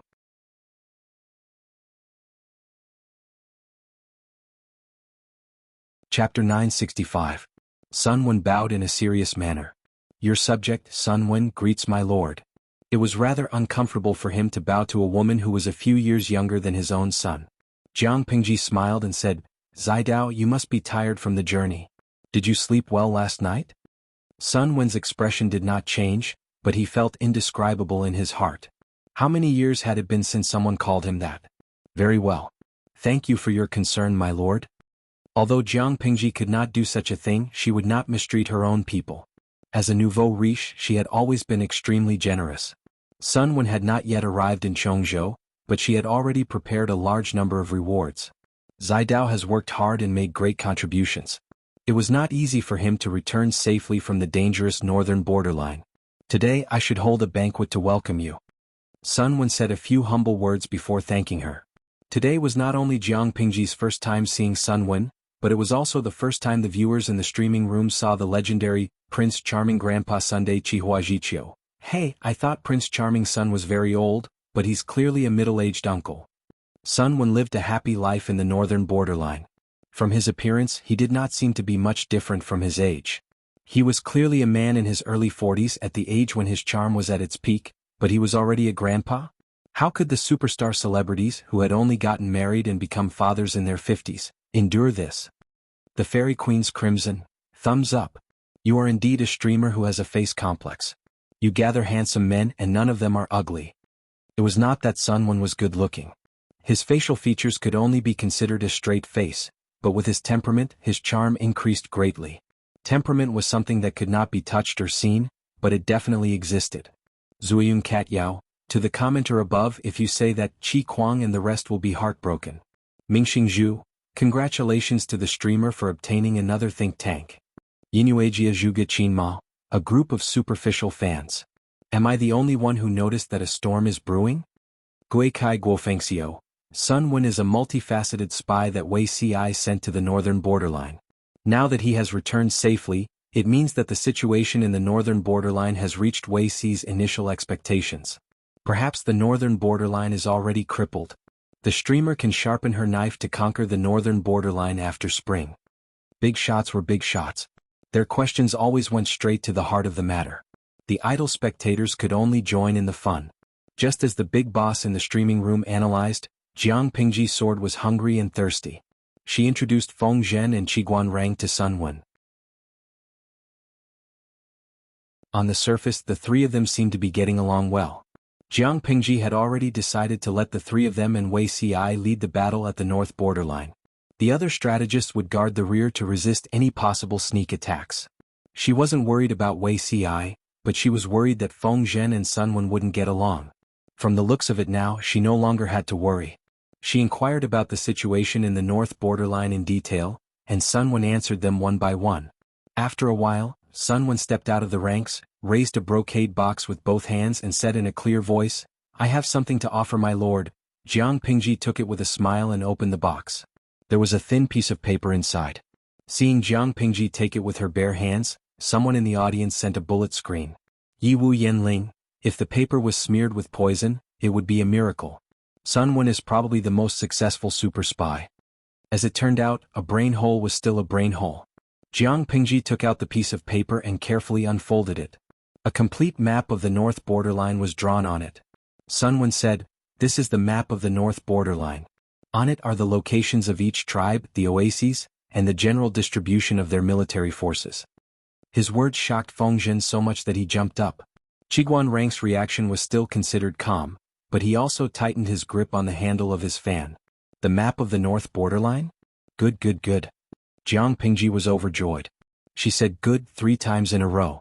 She smiled and said, "Zidao is indeed my Lu Shang." In order to attract Wei Ci's attention, Sun Wen had called himself Lu Shang. Now that he had received such an evaluation from Jiang Pingji, he didn't really boast too much. The streaming room was also in an uproar. "Yusue Jiao, my prince son is amazing. You can be called the strongest 007 of the generation. Even 007 is not as good as you." How could he not be good? He was ordered to go undercover in the north borderline in the face of danger. Not only did he play the north borderline in the palm of his hand, but he also took away their war secrets after he escaped unscathed. He was so good that he could fly to the sky and stand shoulder to shoulder with the sun. Feng's remembrance, I've decided. Idol Sun is my idol. I'm going to be his fan. Taste of chili sticks. Does Sun Lan Lan still need a grandmother? A large wave of fans swarmed toward Sun Wen. In an instant, his popularity shot up to the top, easily establishing his position in Jiang Pingji's heart. Ancient communication technology was backward, and information and intelligence could determine the outcome of a war. It could be said that whoever had the advantage of intelligence would be the dominant party in the war. Sun Wen bowed in a neither servile nor overbearing manner and returned to his seat. He looked calm, but he was actually overwhelmed with emotions. He was so excited that his palms were sweaty. He had achieved the effect he wanted. He had not wasted the huge risk he had taken to steal the intelligence. Just this contribution alone was enough to guarantee Lan Lan a high position and wealth for the rest of her life. Parents loved their children and they had far-reaching plans. His grandfather was the same. He was Lan Lan's last closest relative in the world. If he did not plan for Lan Lan, who else would take care of this poor child? Feng Zhen was speechless. He secretly asked Qiguan Rang, where did Wei Zixiao find such a demon? What kind of late bloomer was this? Whose late bloomer could be so terrifying? Didn't you say that Sun Zidao came looking for them himself? Qiguan Rang replied in a low voice, I should say that the Nye family of Zhongzhao provoked a demon. No matter what, it's beneficial for us. With Sun Wen's help, it's not impossible to conquer the northern borderline. From Wei Ci, they knew that Sun Wen had fallen to such a state because of the Nye family of Zhongzhao. If Sun Wen was really an ordinary old man, it would have been fine, but he was a late bloomer. He could easily plot against the Nye family. Little did they know that Sun Wen was supposed to be the most intelligent person in the Nye family's camp. Feng Zhen secretly broke into a cold sweat for the Nye family. Based on Sun Wen's determination to plot for his grandson, he must have cherished his family very much. The Nye family had destroyed his family. If he had the chance, would Sun Wen let go of his enemies? Absolutely not. Although she had received the confidential documents, Jiang Pingji did not immediately gather people to discuss military affairs. Instead, she sent people to prepare a welcoming banquet. Sun Wen had just arrived. He knew no one but Wei Ci, but that did not prevent him from quickly becoming familiar with Feng Zhen and the others. Smart people always had a lot to talk about, even if Sun Wen was a generation older than Feng Zhen and Qiguan Rang. After chatting for a while, Sun Wen realized that he was wrong. He had thought that Feng Zhen was a warm and gentle gentleman, but after getting to know him up close, he turned out to be an unrestrained and free-loving wastrel. Could he have a bit of the moral integrity of a drama queen and put on a full act? Eating, drinking, gambling, and smoking, was there anything that he did not know how to do? How did a father like this raise a good seedling like Feng Yi, who was elegant and dignified? Sun Wen's mind came up with a very appropriate sentence.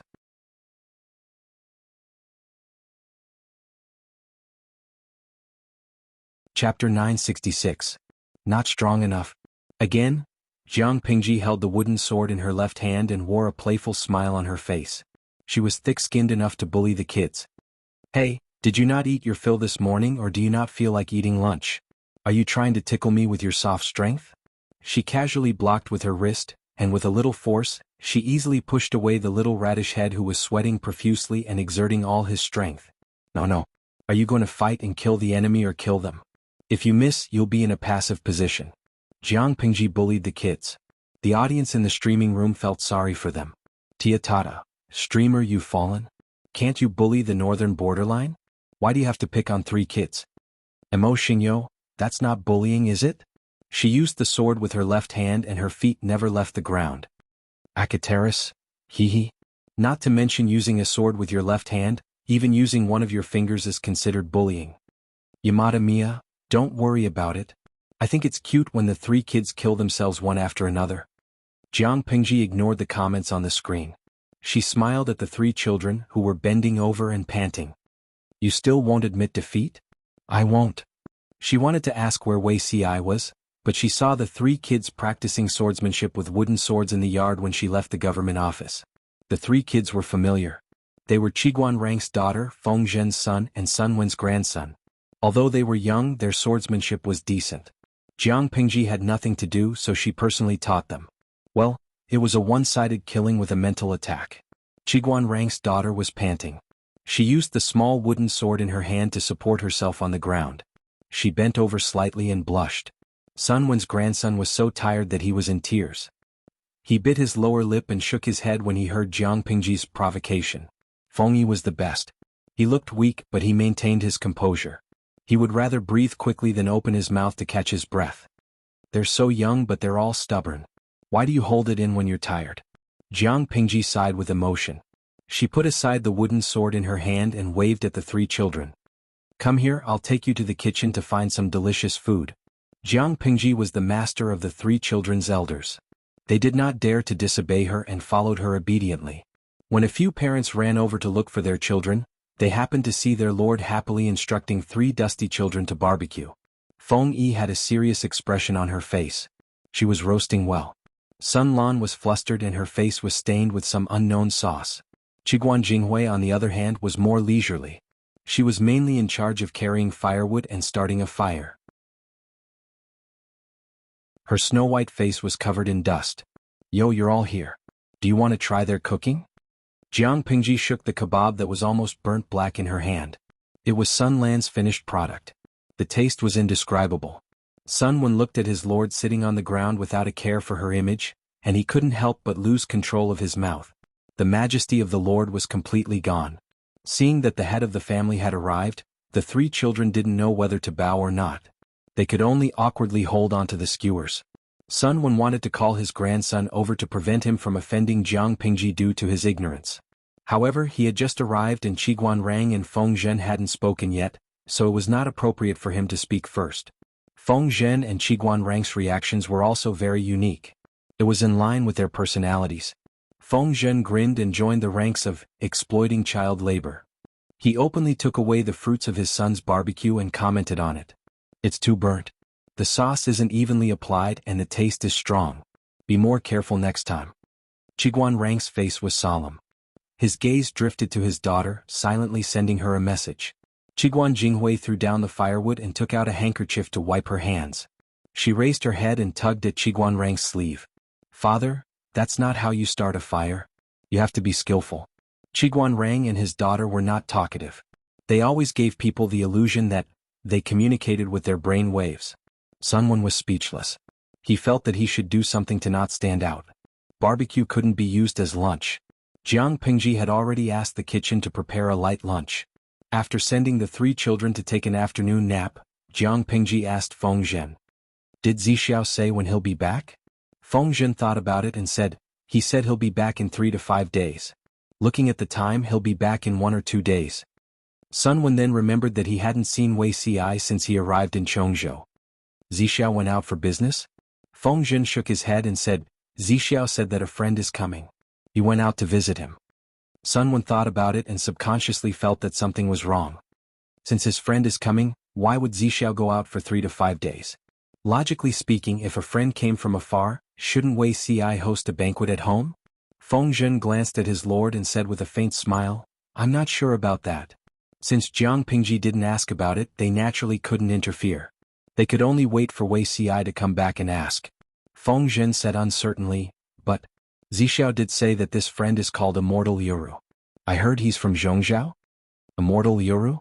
Sun Wen felt that the name was very familiar. Feng Zhen saw his reaction and asked, Does Zidao know this person? Sun Wen remembered who Taoist Master Liuru was. Reverend Liuru is the former abbot of Zhongzhou's Monastery of Salvation, as well as a high priest of the imperial family. To think that Zixiao is acquainted with such an expert. Zhongzhou's state religion was Taoism. Jinren Liuru was said to be of royal blood. He was the master of the largest Taoist temple in Zhongzhou. As far as Sun Wen knew, after enlightened Liuru celebrated his 60th birthday, he relinquished his position as the abbey dean and lived in seclusion. This person was over 60 years old. Why would he come to Chongzhou from Zhongzhou? Feng Zhen was speechless. Taoist Master Liuru actually has such a great background? How did Zixiao know him? Wei Ci did not know enlightened Liuru in this life, but he did in his previous life. Master Liaochen once told Jiang Pingji that there were less than 5 people in the world who could see the emperor's aura at a glance. Coincidentally, Taoist Master Liuru was one of them. Wei Ci was dressed in a green Confucian robe, a dark green cloak, a cloud scarf on his head, and wooden clogs on his feet. He looked like a leisurely refined scholar who was far away from the world. Opposite him sat a white-haired Taoist with a youthful complexion. He wore a Taoist robe and held a horsetail whisk in his hand. The two of them were fighting fiercely on the chessboard. Immortal, your chess skills are superb. I concede defeat. Wei Ci's chess skills were not bad, but he was no match for enlightened Liuru. Not to mention now, even in his previous life he often lost to him. Enlightened Liuru smiled faintly and cupped his hands, as if winning or losing was just a fleeting cloud to him. If not for the fact that you had something on your mind and allowed me to take advantage of you, I'm afraid this game would not have been so easy to win. Enlightened Liuru looked at Wei Ci with a kind gaze. He did not know Wei Ci, but when he saw the other's face, he knew that Wei Ci knew him.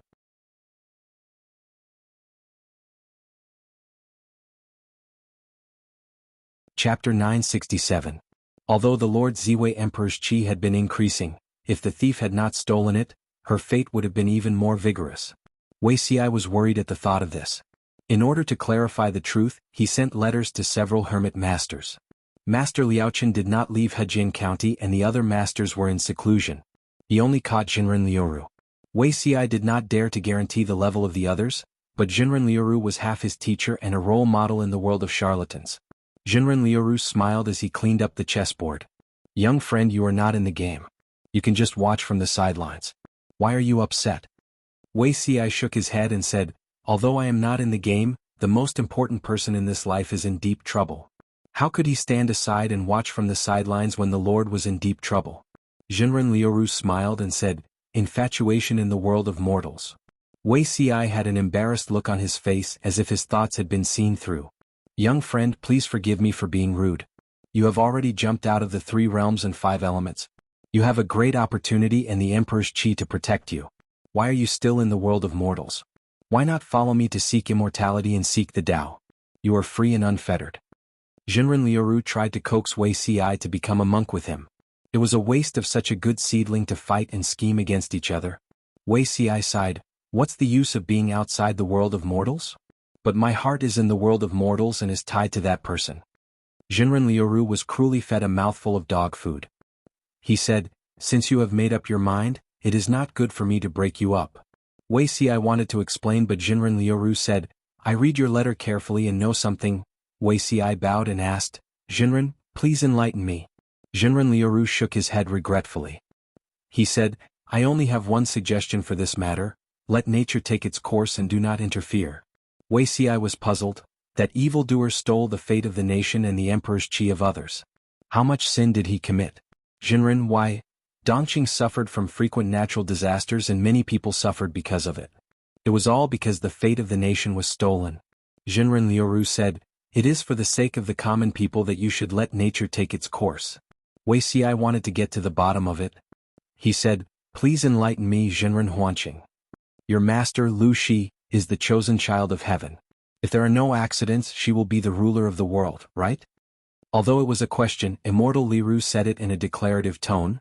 "The evildoer who stole the country's fate and the emperor's aura have a great fate and bond with your master. As for who he is, I can't tell because my cultivation is too shallow. I can only say that both of them will suffer." Wei Xi's eyes widened. How could this be? According to Reverend Liru's words, that demon couldn't be moved? Things will eventually sort themselves out, and the boat will naturally straighten itself out when it comes to the bridgehead. Young friend, you don't have to worry too much. This lord of yours has an extraordinary background. This tribulation is just a hurdle. It'll be fine once he gets over it. Enlightened Liru Ru smiled as he comforted Wei Xi. Since he's the ruler of the world, he has to go through hardships. Your master isn't an ordinary person. I'm afraid she already knows the identity and background of the demon and is secretly planning something.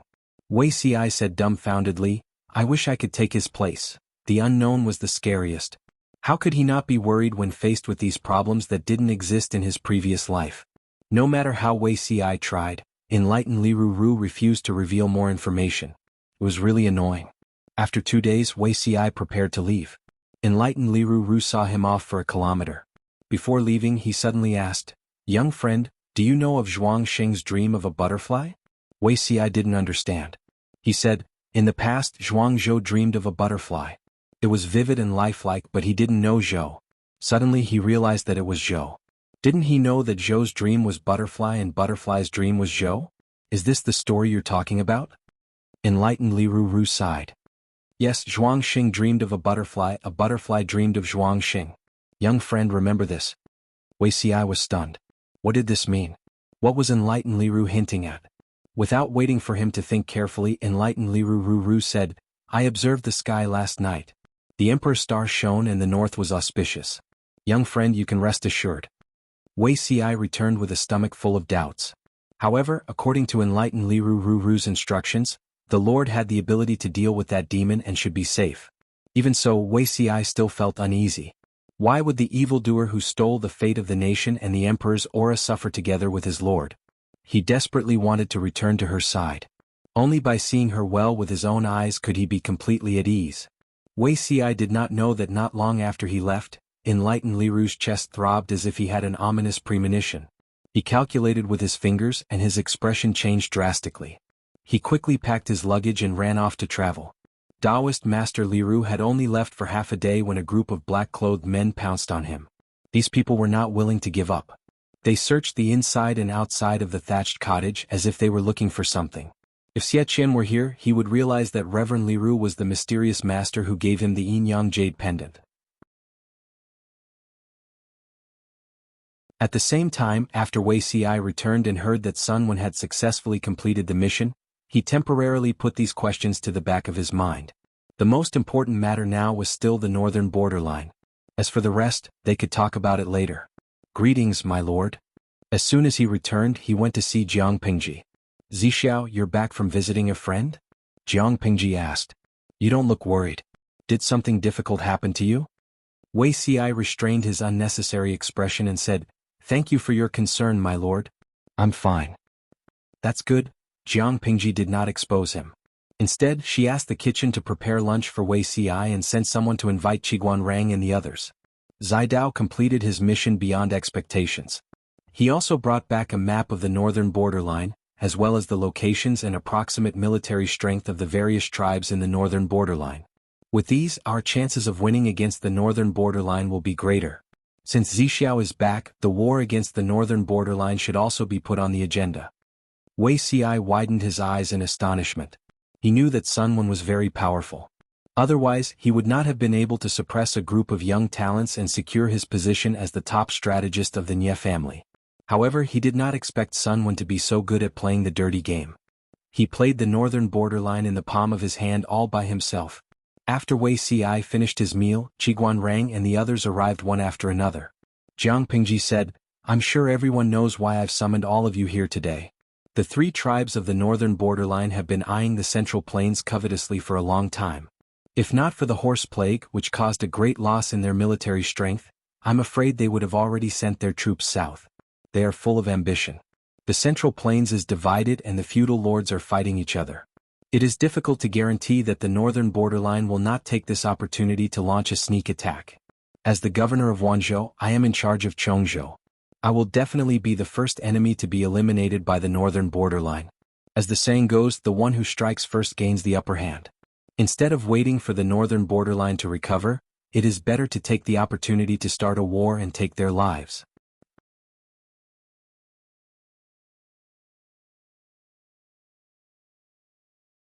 Chapter 968. The three tribes of the northern borderline were nomadic tribes, living in tribes for generations. Because of the characteristic of living by water, the mobility of the three tribes of the northern borderline was far greater than that of the farming tribes of the central plains. For this reason, the cohesiveness of individual tribes was very strong, but the cohesiveness between tribes was very poor.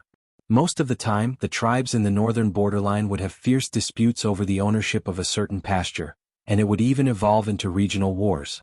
The tribes of the northern borderline were like a sheet of loose sand. Even if they were terrifyingly aggressive, they still could not pose a substantial threat to the central plains. They were just scattered sand. What was there to be afraid of? The appearance of the northern border imperial court made up for this flaw. A long time ago, the northern border didn't have an imperial court. There were only three extremely powerful tribes. One generation had an ambitious successor. This person took the lead as the leader of the tribe, and the other two tribes responded. The three tribes joined forces to conquer the other tribes in the northern borderline. While fighting and plundering, they devoured their territory and population. After the unification, the imperial court was established in the northern borderline. The three major tribes agreed that the three tribes would take turns to be the king of the imperial court. This system was implemented very well at first, but the other two tribes were weakened because of the natural disaster, and their right to speak became smaller and smaller. In the end, the northern borderline royal family was the only one in power. The northern borderline royal family was thick-skinned, and simply changed the system of taking turns to be the banker to the next generation. The forces in the northern borderline were in turmoil, splitting and reuniting. Until today, the current king of the northern borderline, with the help of Wu Liba, had become the true leader of the resurgence. If not for the sudden arrival of the equine plague, perhaps the iron hooves of the northern borderline would have already trampled on the land of the central plains. Although the appearance of the imperial court had become the glue between the various tribes, the characteristics of the nomadic tribes hadn't changed. The people of the northern borderline were still used to living in tribes. Sun Wen saw through this, so he used a scheme to sow discord among the princes, causing unrest in the political situation of the northern borderline. Other than the fourth prince, who committed suicide to escape punishment, and the second prince, who was about to be sacrificed to the flag, the other princes of the northern borderline were scattered all over the northern borderline. Their actions further tore apart the harmony within the northern borderline, making it difficult for the troops everywhere to integrate. The northern borderline was like a hemp rope. If they worked together and exerted their strength in one direction, the combat power they could unleash could change the color of the sun and moon. If this hemp rope was divided into a dozen strands, an ordinary strong man would be able to break it with a single tug. It was no longer a dream to break through the northern borderline's defense line one by one. Jiang Pingji praised Sun Wen mercilessly. Not only did she praise him verbally, but she also rewarded him generously. Firstly, Sun Wen had made great contributions. He was worthy of this honor. Secondly, Sun Wen showed off his abilities as soon as he arrived. If Jiang Pingji did not back him up, there might be people who would make fun of him. The greater the power, the more complicated the personnel, and the higher the probability of conflict. Jiang Pingji didn't expect them to love each other. She just wanted them to do their jobs well and not be a burden to each other. She had been plotting against the northern borderline since she was 12 years old. Now she had a strong army and sufficient provisions. Everything was ready except for the arrival of spring. Although it was said to be a discussion, the few of them gathered together to analyze the actual combat power of the northern borderline and various ways to deal with various emergencies. Sun Wen successfully entered the A-list and was doing very well, but the northern borderline was in an uproar. This could be traced back to a period of time ago. The ninth prince was the big winner who had the last laugh, and he could be said to be proud of himself. The old king of the northern borderline suffered a stroke, and the powerful minister Haluncha supported him with all his might. The ninth prince naturally became the crown prince and held great power. The taste of power is intoxicating. The ninth prince enjoyed it for a few days, and finally remembered that he hadn't seen Sun Wen for a few days. He went to visit him personally, but Sun Wen's tent was empty. Before he left, Sun Wen deliberately set up a diversion and tried to delay as much time as possible. "Where is he?" The ninth prince was dumbfounded. Although he didn't have much contact with Sun Wen, he had already relied on him for his divine strategy. The northern borderline still needed his assistance. His subordinate reported that not only was he gone, but Sun Wen's tent had also been violently rummaged through. Everything valuable was gone. "It seems like it was done by the horse bandits," the subordinate said awkwardly. The ninth prince's mouth twitched. He said, "Horse bandits? Why would there be horse bandits at the place where Mr. Sun lives in seclusion?" The subordinate said, "But where Mr. Sun lives, there are indeed horse bandits causing trouble." The northern borderline had a vast territory and horse bandits ran amok. Not only were the borders of Chongzhou deeply disturbed, but the herdsmen in the northern borderline also deeply hated horse bandits. These horse bandits didn't dare to attack the big tribes. At most, they would wander around the borders of the tribes. Sun Wen's identity was special. To reduce his presence and prevent others from noticing him, he asked to stay at the borders of the tribes. There were few people there and it was hidden, so it was not easy to be discovered. The ninth prince understood everything and gritted his teeth. "Find him. Even if I have to dig 3 feet underground, I have to find him. If he's alive, I want to see him. If he's dead, I want to see his corpse." He was still counting on Sun Wen to help him stabilize the imperial court and balance the various powers. After a deeper understanding, the ninth prince realized that the salted fish Herentia could make a comeback because of Sun Wen's meticulous planning. In other words, if Sun Wen was gone, Herentia's value would be greatly reduced. What use did he have for a salted fish? With Sun Wen's disappearance, the horse bandits in the northern borderline suffered. Dozens of horse bandits' nests were wiped out. However, no matter how many horse bandits' nests were wiped out, they couldn't find Sun Wen's whereabouts. At the same time, a few princes who had escaped to their fief rubbed their palms together, wanting to force the imperial court to hand over its power. This gave the ninth prince a headache. "Have you found him?" The ninth prince was also in a frenzy. The pressure from the imperial court and his brothers was almost crushing his spine. No. The subordinate who reported timidly said in a low voice. "Trash, why aren't you going to find him?" The ninth prince panted heavily. He lifted his hands and swept everything he could touch to the ground. As time passed, some people suspected that Sun Wen might not have been kidnapped by the horse bandits, but that he had run away. However, this reason was simply a joke in the eyes of the ninth prince. Sun Wen tried his best to help him rise to power, helping him get rid of one obstacle after another. He was about to succeed, so why would he run away? It didn't make sense at all. As time passed, no matter how unwilling the ninth prince was, he had to admit that something had happened to Sun Wen. Without Sun Wen's advice, how could the ninth prince deal with the sly old fox and his aggressive brothers in the court? The more forceful he was, the more it would rebound. At that moment, the northern borderline received a declaration of war against the northern borderline from Chongzhou. To a certain extent, it helped the ninth prince attract all the attention. This was the second declaration of war from Jiangpingji. Compared to the first warning, the wording this time was much harsher. It was a completely incompatible attitude. The ninth prince said this at the court meeting. The officials were in an uproar and everyone was anxious. Does anyone have a plan to deal with it? The ninth prince sat on the throne and looked around. The officials who met his gaze lowered their heads and closed their eyes, not daring to look him in the eye. You're tuning in to the Han Li's Wuxia Chronicles YouTube channel. We're so grateful for your support, and don't forget to subscribe to join us on this incredible journey through captivating stories.